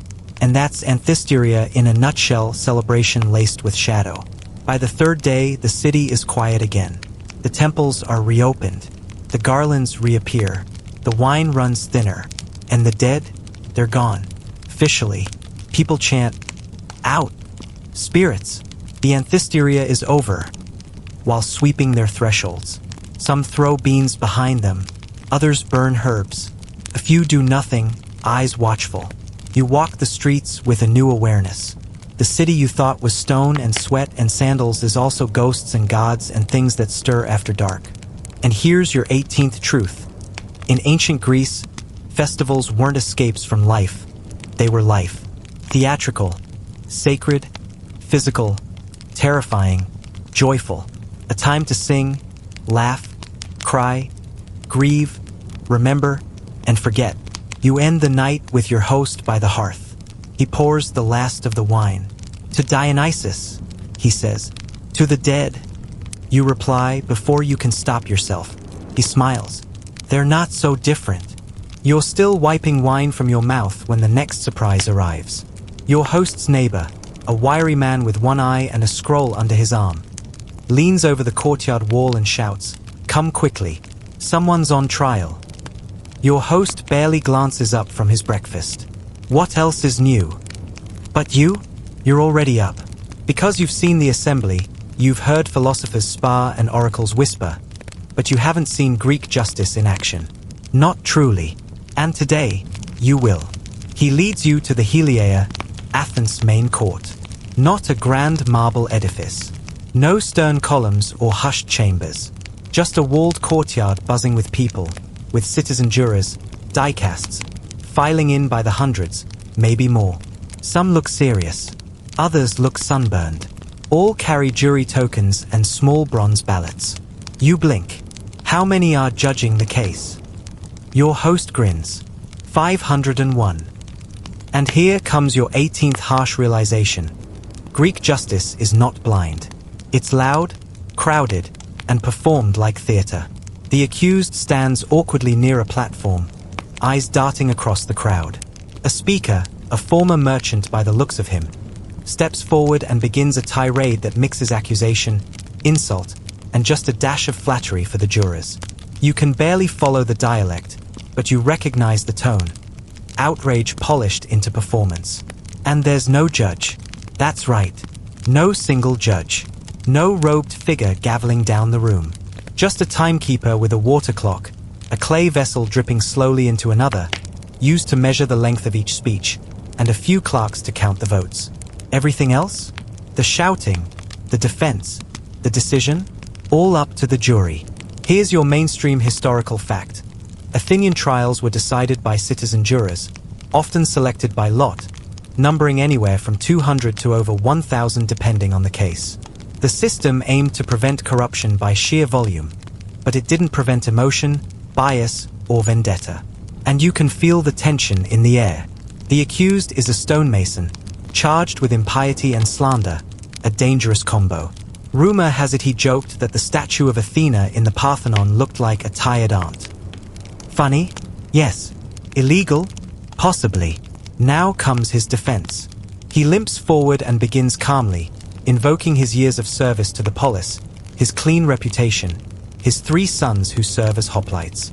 He then switches tone, aggressive, accusing his accuser of personal grudge and jealousy. Someone in the back cheers.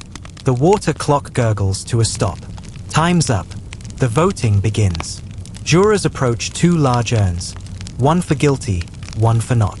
They carry bronze ballots, indistinguishable except for subtle internal markings. They drop them silently, unseen by others. You're surprised by the ritual quiet. All the noise of the speeches melts into an orderly, deliberate vote. One by one, the urns fill. And here's your fringe tidbit. Some jurors were bribed despite the lottery system. Historians still argue whether the scale of corruption was small or systemic.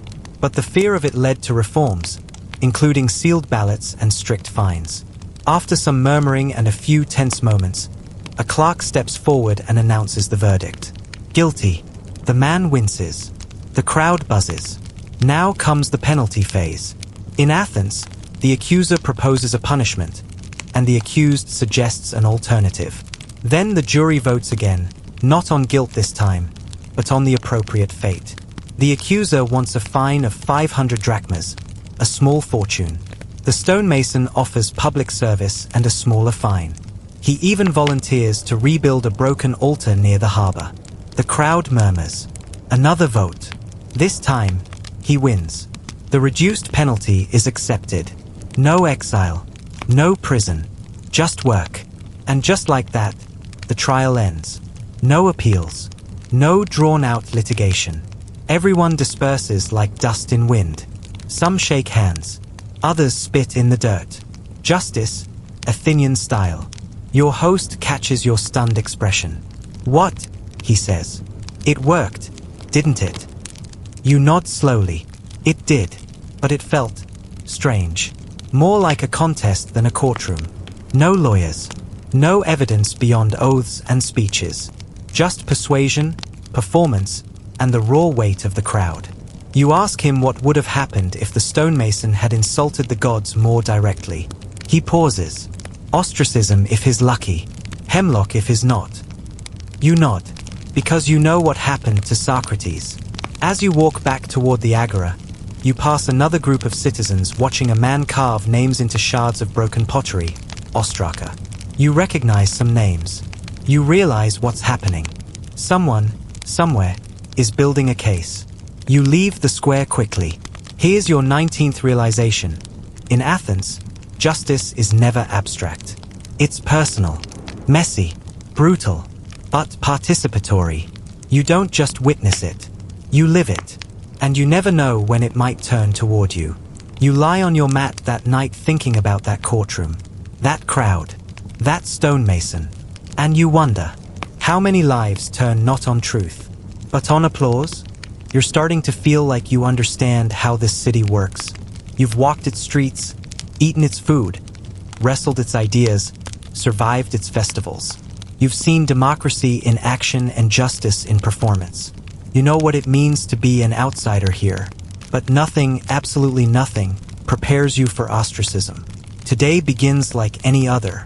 You help your host patch a water jug. A neighbor's son borrows a chisel. A woman sweeps wine-colored leaves from the steps of a shrine. The sky is high and white blue, the kind that makes the world feel like it's being watched. And then someone mutters, "It's Ostrika Day." Your host stiffens. "Come," he says, and doesn't explain. You follow him past the agora, where crowds are forming, not rowdy, but focused, serious. The kind of gathering that feels less like a celebration and more like a reckoning. In the center of the square, men sit at tables beside piles of broken pottery shards. Ostrika, each one about the size of a palm, ready to be inscribed with a name. Any name. Your host picks one up. He doesn't look at you. And here comes your 19th brutal realization. Ostracism in ancient Athens wasn't a punishment for crimes. It was a precaution. If someone became too powerful, too popular, too persuasive, the city could remove them. Not jail, not death, just exile. 10 years. No trial, no appeal. It was a democratic purge mechanism, baked into the bones of Athenian politics. Here's your mainstream historical fact. Once a year, citizens could vote to ostracize one of their own. If at least 6,000 people voted, the name with the most mentions was exiled. No formal charges, no explanation needed. It was meant to prevent tyranny, but often functioned as a political weapon. You watch men approach the scribes, muttering names. Some carve the letters themselves with dull knives. Others have scribes do it for them, especially if they can't write. You notice that many are whispering the same few names. You recognize one, a general who led a recent campaign. Another, a merchant who's been loudly critical of the assembly. A third, someone your host debated last week. You ask him, "Who are you voting for?" He pauses, staring at the shard in his hand. "The man who looks too much like a king." That's all he says. You're handed a shard, a stylus. No instructions, no oversight, just a blank fragment of a broken pot, and an invitation to erase someone from the city. You hesitate. You consider scribbling your own name, a joke, an existential protest. But then you remember the crowd, the real stakes, the neighbors who glanced too long, the assemblyman who called you barbaros under his breath last week. You scratch a name at random. Later, a man trips and drops his shard. You glance down and see a name etched so crudely, you're not even sure it's spelled right. It doesn't matter. The tally begins that afternoon. Scribes count the ostrika in silence, piling them into ceramic amphorae. The square stills. Every face waits for the name. And then it comes, politician, charismatic, popular, dangerous. He's not present. He didn't expect to lose. Within the hour, men are sent to escort him to the gates. He doesn't resist. He says nothing.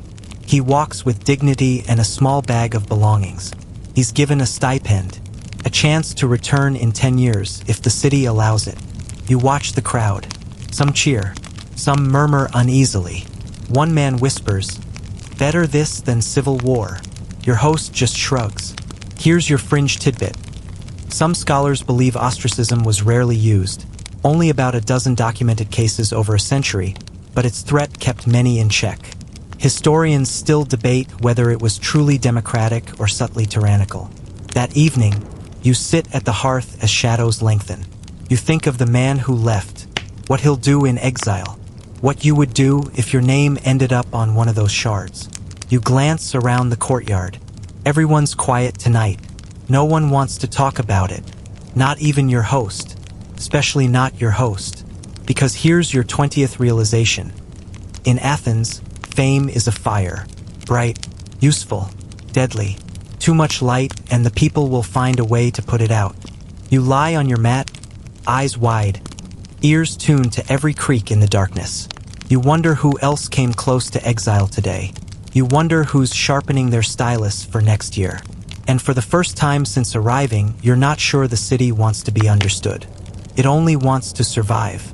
You wake before the sun today, jolted by a dream of crashing waves, and the faint echo of a conch horn that might have been real. Your host stands over you, wrapped in a travel cloak. "Pack lightly," he says. "We sail at dawn." You groan. "Way! The island of Aegina." Trade inspection. You blink. We're taking a boat. He nods. The short kind. The wet kind. And here comes your 20th brutal realization. The Aegean Sea is not your friend. You've admired it from shore. You've heard songs about it, watched merchants praise its beauty. But the moment you step into the low, narrow hull of a Greek merchant galley, all the romance evaporates. The deck is slick. The oarsmen below grunt like trapped bulls. The smell is salt, sweat, and fish guts. And the sea is alive. Rolling, shifting, tossing your balance like it's trying to make a point. You grip the rail and try to look brave. You do not look brave. Here's your mainstream historical fact. The sea was central to Greek life, commercially, militarily, even spiritually. Athens depended on trade routes across the Aegean and beyond. Naval strength was political strength. And yet, most Greeks feared the sea's moods like they feared the gods. And with good reason. The wind picks up by mid-morning. The sail strains. The deck groans. Someone jokes about Poseidon being cranky today. No one laughs. A sailor leans over and mutters, "Always say a prayer to the Nereids." Sea spirits don't like to be ignored. You offer one silently, just in case. As the boat pitches, you ask where the anchors are. The sailor grins. You are the anchor now. Comforting. You pass Salamis, site of the great naval battle where Themistocles lured the Persians to ruin. Your host points at the distant rocks. "That's where freedom held the line," he says. You nod, then immediately lean over the rail and vomit. Heroism will have to wait. By midday, you reach Aegina, a small but bustling island dotted with stone houses and olive trees. You kiss the ground. Here's your quirky tidbit. Some sailors carried pet birds, usually sparrows, on long voyages.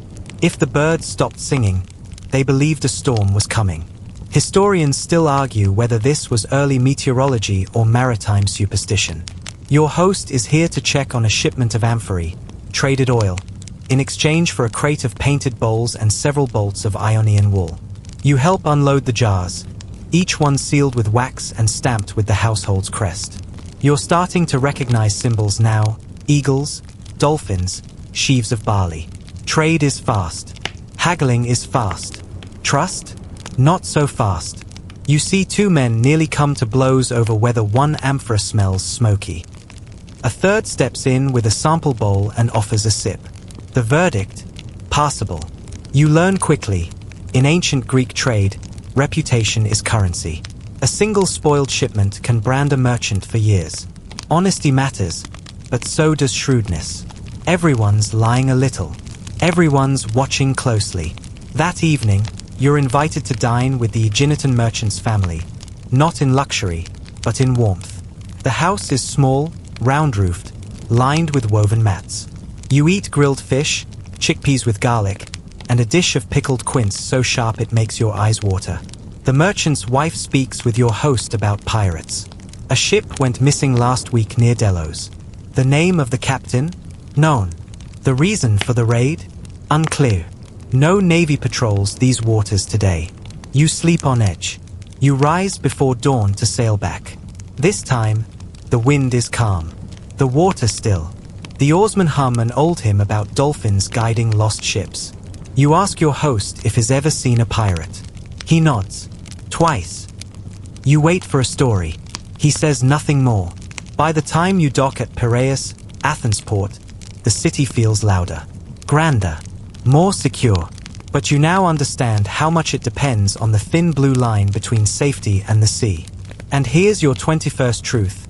Athens thrives because of the sea, but never trusts it. The same waters that carry oil and silver also carry rumors, raiders, storms, and loss. You step onto the dock with your sea legs wobbling. The shore never felt so solid. Your host claps you on the back.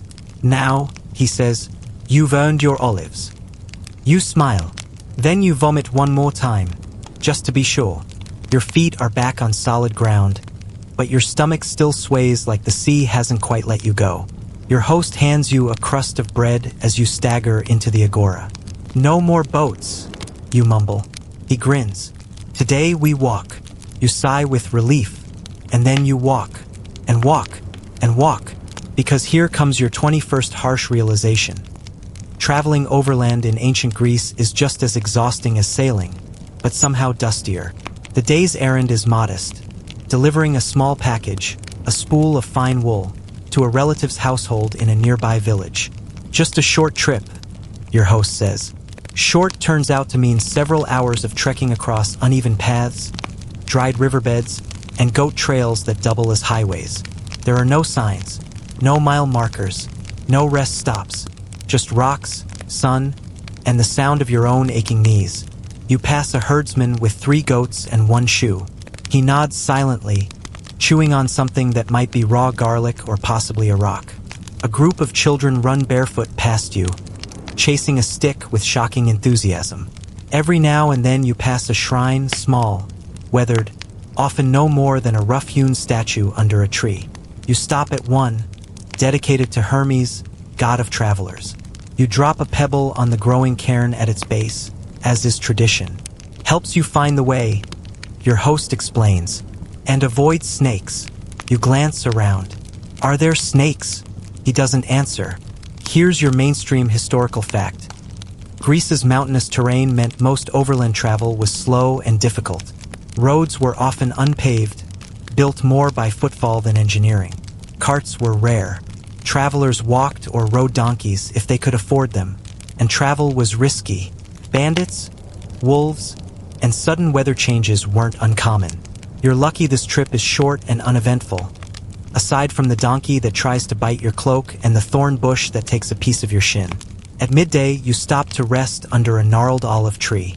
Your host shares a meal. Barley bread, olives, and a sliver of salted fish so tough you consider chewing the leather strap on your sandal instead. You ask him what the villagers do for fun. Argue, sing, drink. Same as Athenians, he says, but with less theater and more chickens. When you arrive, the village is a collection of mud brick homes, low stone walls, and dry courtyards. A woman greets you with a half bow and takes the wool with a murmured blessing. The gift is exchanged for 2 jars of lentils and a small jug of oil, part trade, part goodwill, part kin obligation. As you rest in the shade, you realize something striking. Everyone knows each other. There's no anonymity here. A stolen sheep means everyone knows who took it. A broken promise echoes through generations. Gossip has the lifespan of an olive tree. And here's your quirky tidbit. Some villages hung carved wooden masks on olive trees to ward off bad luck from travelers. Historians still argue whether they were spiritual, artistic, or just a very ancient form of keep-out sign. Before leaving, your host stops to inspect a cracked stone cistern. He lifts the lid and peers in, frowning. "Too low," he mutters. "How long until it rains?" you ask. He shrugs. "Maybe never. Maybe tomorrow. That's how it is." You walk back in silence. The return trip is harder. The sun's angle is crueler now. Your sandals are filled with grit. You have a new blister on your heel, and you're fairly certain you've developed an allergy to fig trees. By the time you reach Athens, dusk is falling. The city gates are just closing as you slip inside. You limp home and collapse into the courtyard like a felled statue. Your host tosses you a jug of water and nods approvingly. Now you've seen what lies beyond the walls. And here comes your 20-second realization. Athens may be the jewel of the world, but most of the world lives outside it. In hills and groves. In dry villages with cracked cisterns and gossip older than democracy. And when the city needs grain, olive oil, or loyalty, it turns to them. You lie on your mat that night, eyes gritty, legs sore, heart quiet. You think about the woman with the lentils, the children with the stick, the donkey with vengeance in its eyes. And you wonder, if you lived here, not just visited, would you choose the city or the road that leads away from it? You wake to an odd, rhythmic sound, metal on stone. Not shouting, not goats, not footsteps, scraping. You blink into the courtyard, where your host is hunched beside a flat slab of limestone. He holds a short-bladed bronze knife, running it along a grinding stone with quiet precision. Sparks don't fly, bronze doesn't work like that, but the edge hums. "What are you doing?" You ask, still groggy. He doesn't look up. Sharpening. Just in case. In case of what? He shrugs. It's Athens. And here comes your 20-second harsh realization. For all its culture, Athens is built on war. Later that morning, he tells you you're going to the hoplite muster, a training session for Athens citizen soldiers. You don't argue, but your feet hurt before you've even left the house. You reach a field outside the city walls, already packed with men of every age and build. Some wear armor, crested helmets, polished greaves, breastplates marked with owls, snakes, or roaring lions. Others wear only tunics and grim determination. You spot teenagers barely old enough to grow beards, and gray-haired men who won't stop showing off their spear grip. Everyone is here to practice, or to be reminded why they should have practiced more. You are handed a shield. It's massive, heavy, awkward. The aspis, round and concave, as wide as your torso. You try to lift it with one arm and nearly tip over. A soldier nearby smirks and tightens the strap around your forearm. Then comes the spear, 8 feet of pointed wood and bronze, balanced like an unwieldy fishing pole designed for catching very angry men. And then comes the formation, the phalanx. You line up, shoulder to shoulder, so close your shields overlap. The man beside you smells like garlic and victory.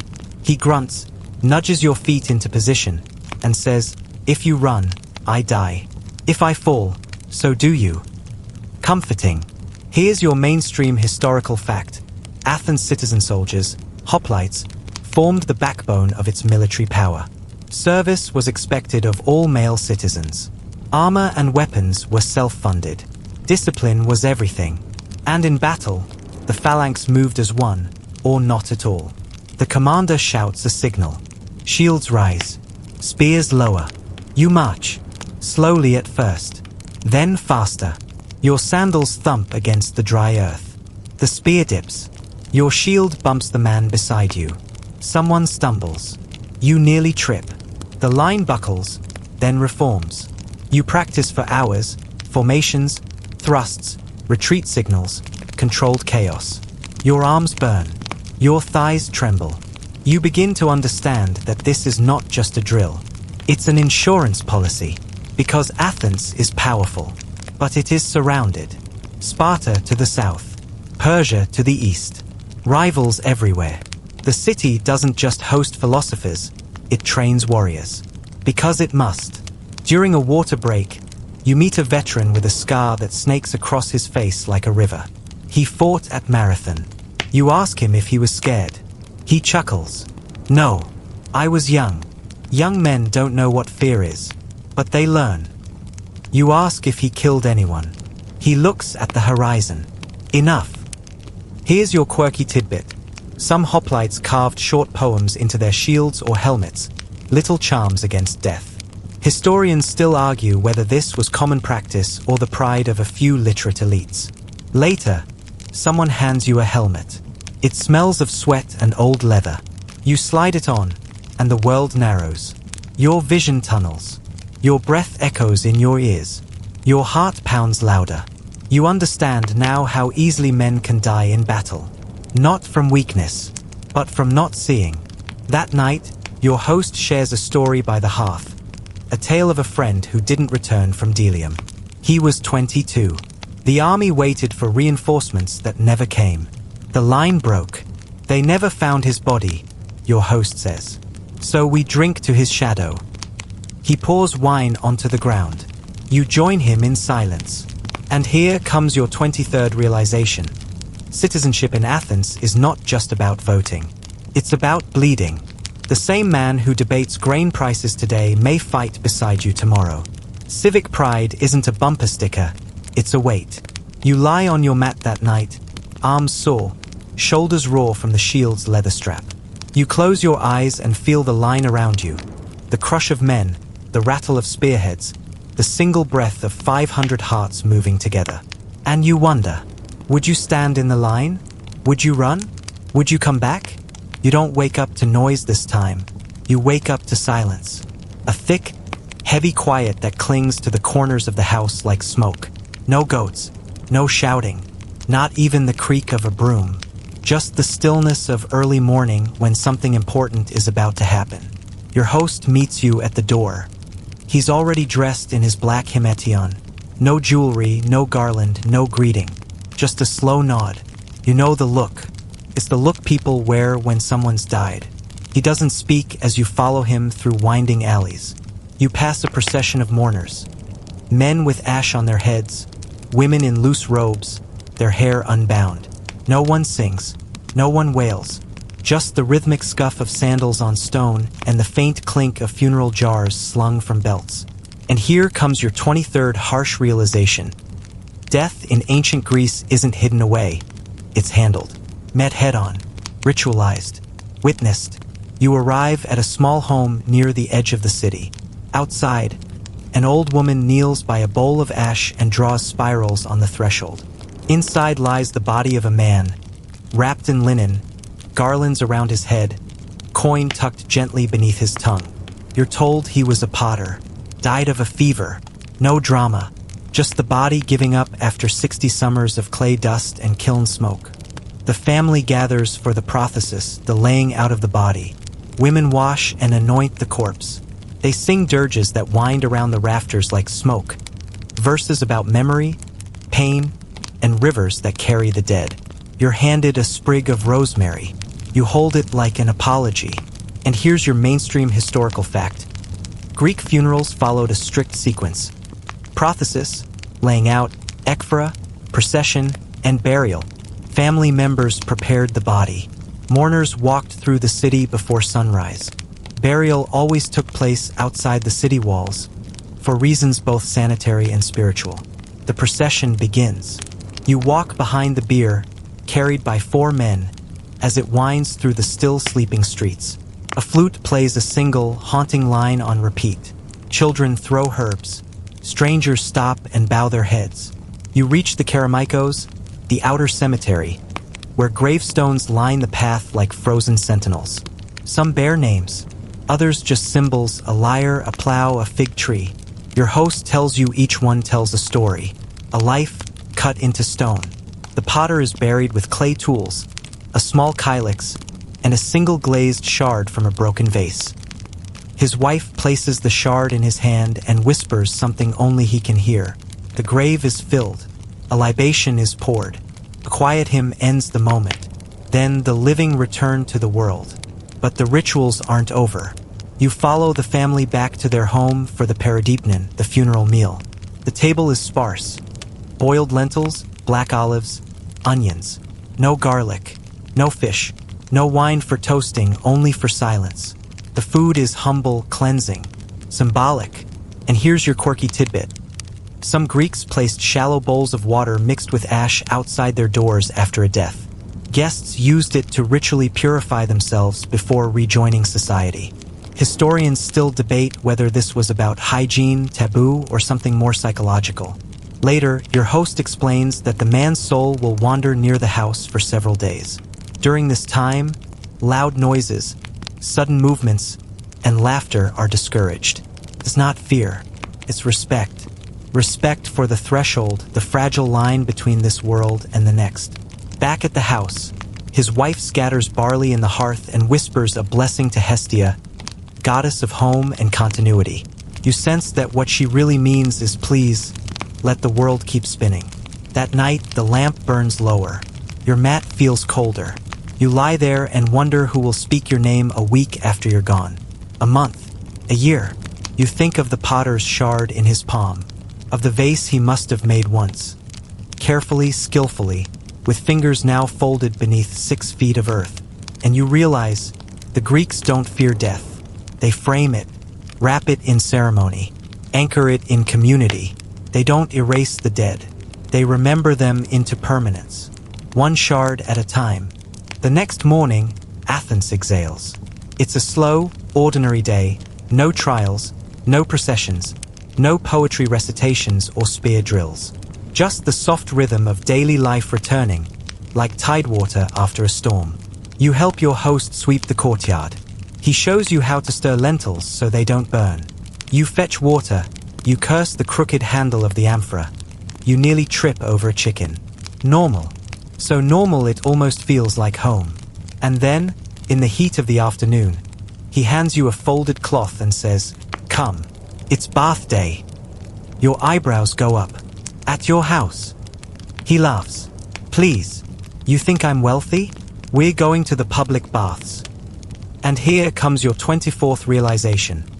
You're about to get very, very naked in front of a lot of strangers. Because bathing in ancient Greece isn't a private luxury. It's a communal ritual, an act of civic participation, hygiene, and low-key social negotiation. You walk through the city to the Balneareum, a rounded building of smooth stone, partly sunken into the earth. The entrance is shaded with a simple awning. Inside, a small anteroom, a stone bench, shelves for sandals, hooks for tunics. Men of all ages fill the space, already stripping down to their skin like it's nothing. They nod, chat, scratch, stretch. The awkwardness, apparently, is entirely yours. You disrobe. Slowly. You don't feel dignified. But then you're led into the warm room, where a stone basin steams gently in the center. The air is humid, musky with olive oil and warm stone. Buckets of water sit ready. A slave offers you a strigil, a curved bronze scraper, and motions to the corner where others are rubbing themselves down. No soap, just oil. You smear it on and then drag the strigil across your skin. Dead cells, sweat, and dust come off in greasy streaks. It's disgusting. It's delightful. And here's your mainstream historical fact. Greeks bathed by oiling their bodies and scraping them clean with a strigil. Public baths were common, especially in cities, though not as elaborate as Roman thermae. Hygiene and athletic training went hand in hand. You move to the cold plunge, a shock of icy water in a round marble pool. Your skin tightens. Your heart jumps. You gasp and immediately regret every decision you've made today. The man beside you dunks his head and says, "Wakes the soul, doesn't it?" You're too frozen to reply. Afterwards, you're toweled with a linen cloth, redressed, and led to a cooling room where a few men sit cross-legged, playing a quiet game with knucklebones and dried fruit. One of them offers you a figure. You accept it like it's a diplomatic gesture. Someone asks your host if he's heard the newest play being rehearsed near the theater. Another mentions the price of olives rising again. A third curses the cost of sandals. It's all casual, communal, leveling. And here's your quirky tidbit. Some Greeks believed a perfectly clean body attracted the favor of the gods and the envy of ghosts. Historians still argue whether that's why some avoided bathing near funerals, or simply out of old folk belief. You leave the bathhouse feeling new, not just cleaner, lighter, like you've scrubbed off more than dirt, like you've been peeled down to something simpler. That evening, your host introduces you to his friend, a healer who mixes medicine and philosophy in equal parts. He shows you jars of dried herbs, clay pots with strange glazes, and a boiled concoction that smells like feet and fennel. He talks about humors, black bile, yellow bile, phlegm, and blood, as though they were gods themselves. He believes health is balance, and illness is imbalance. You try not to sneeze near the oregano jar. He checks your pulse, listens to your breath, smiles. You are too hot and too dry. You need boiled cabbage and silence. That's the entire prescription. You eat the cabbage. You get the silence. Later, as the sun sets behind the rooftops, you lie in the courtyard, warm, scraped, fed, and gently confused by humoral theory, and you feel something you haven't yet on this trip. You feel well, not happy, not safe, but whole, restored in body, soothed in soul. Like the city has, for once, decided not to test you. And here comes your 25th truth. In ancient Athens, health isn't about fixing you, it's about balancing you. With food, with oils, with rest, with rhythm. Not perfection, just harmony. You fall asleep with the scent of olive oil still on your skin, and the echo of dripping bathwater in your ears. No sandals today, no politics, just cabbage, cold water, and peace. You awaken to music. Not all those pipes or flutes this time, but the syncopated clatter of wooden sandals and the rising thrum of voices practicing in rhythm. Your host is already lacing his sandals. He glances at you and says, "We're going to the theater." You blink. "A play?" He chuckles. "Not just a play. The play. Today's the first day of the Great Dionysia." And here comes your 26th hard-earned realization. In Athens, theater isn't entertainment. It's sacred, political, exhausting, and mandatory. You follow the crowd streaming uphill to the Theatre of Dionysus, carved directly into the southern slope of the Acropolis. By the time you arrive, there are already thousands gathered: citizens, metics, foreign guests, even women, though not many and not comfortably. Slaves hover in the back rows. It's a sea of fabric, skin, and expectation. A herald steps forward, raises a hand, and the noise dims. There's no popcorn, no intermission, no social media check-ins. There is only ritual. The festival begins with a sacrifice to Dionysus, god of wine, fertility, and theatrical madness. A bull, led by flute and garland, is offered near the altar. The crowd watches in reverent silence. Your host leans over and whispers, "Now the city forgets itself. Now we become the mask." Here's your mainstream historical fact. The Great Dionysia was a citywide festival in honor of Dionysus, featuring several days of theatrical performances, tragedies, comedies, satyr plays. Playwrights like Aeschylus, Sophocles, and Euripides competed. Winning was not just prestige, it was civic glory. The first play begins. You expect drama. You get thunder. The chorus stomps forward in unison, cloaked in black, faces masked in tragic serenity. The music booms. The lead actor, a solitary, masked figure in towering boots, raises his hands and begins to speak.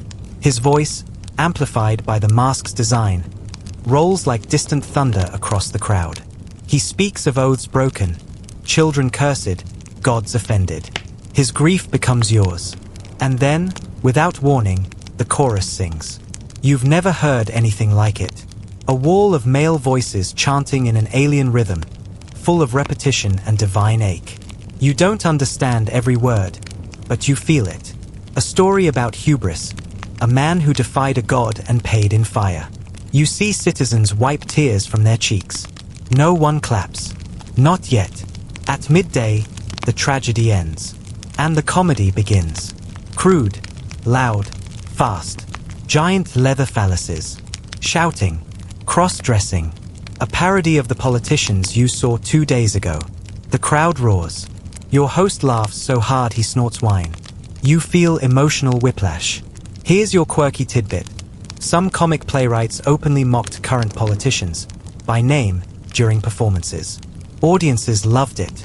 Historians still debate how much immunity they truly had. But for a few days, comedy became a form of democratic satire. After a full day of drama, you walk home sore, sunburnt, and shaken. And tomorrow, another slate of plays. And another the day after. You ask your host, why so many tragedies? He says, because life is short, but stories make it mean something. And you believe him. That night, you're invited to a symposium, not a party, not quite. A drinking ritual. Men recline on couches, not for gluttony, but for philosophy. Wine is diluted in a great bowl called the crater, then ladled into shallow cups. One man toasts to Dionysus. Another recites Sappho. A third sings something sad about losing a dog. Your host gestures for you to speak. You freeze. Then you raise your cup and offer the only line you can remember. In wine, truth. In masks, ourselves. They all cheer. You don't know if it was clever or just well-timed. You drink. Not too much. Just enough to feel the rhythm of the city beating in your bones. And here comes your 27th realization. In Athens, theater isn't an escape, it's a mirror. The city watches itself, laughs at itself, weeps with itself. It teaches its people who they are by showing them who they might become. You fall asleep with masks dancing in your dreams, choruses chanting in the wind, and one silent god, smiling in the dark. You don't want to open your eyes. The stone beneath your mat is familiar now. The rooster's call feels like part of you. Even the neighbor's goat, who bleats at the exact wrong time every morning, sounds like home. But this is your last day in ancient Athens. Your host knows it. He says nothing over breakfast, just hands you a small, worn cup of watered wine and half a figure. You both sit in silence, like you've always lived this life, always done these rituals, always waited for the moment to pass without naming it. You spend the morning walking through the city that has both tested and shaped you. You pass the agora, buzzing with arguments and fresh garlic. You greet a potter you met days ago. He remembers your name or close enough. A child calls you stranger friend in broken Attic Greek. You visit the Knicks one last time. Empty now, but powerful. A simple stone platform overlooking the city, where democracy once bellowed in sandals. You sit there longer than you expected. Then the Areopagus, with its whispering pines and ancient rocks stained by 1,000 footsteps. A man sits there reading a scroll. You nod. He nods. That's all. Your host surprises you by climbing the Acropolis again. He doesn't speak. You reach the top, and there it is.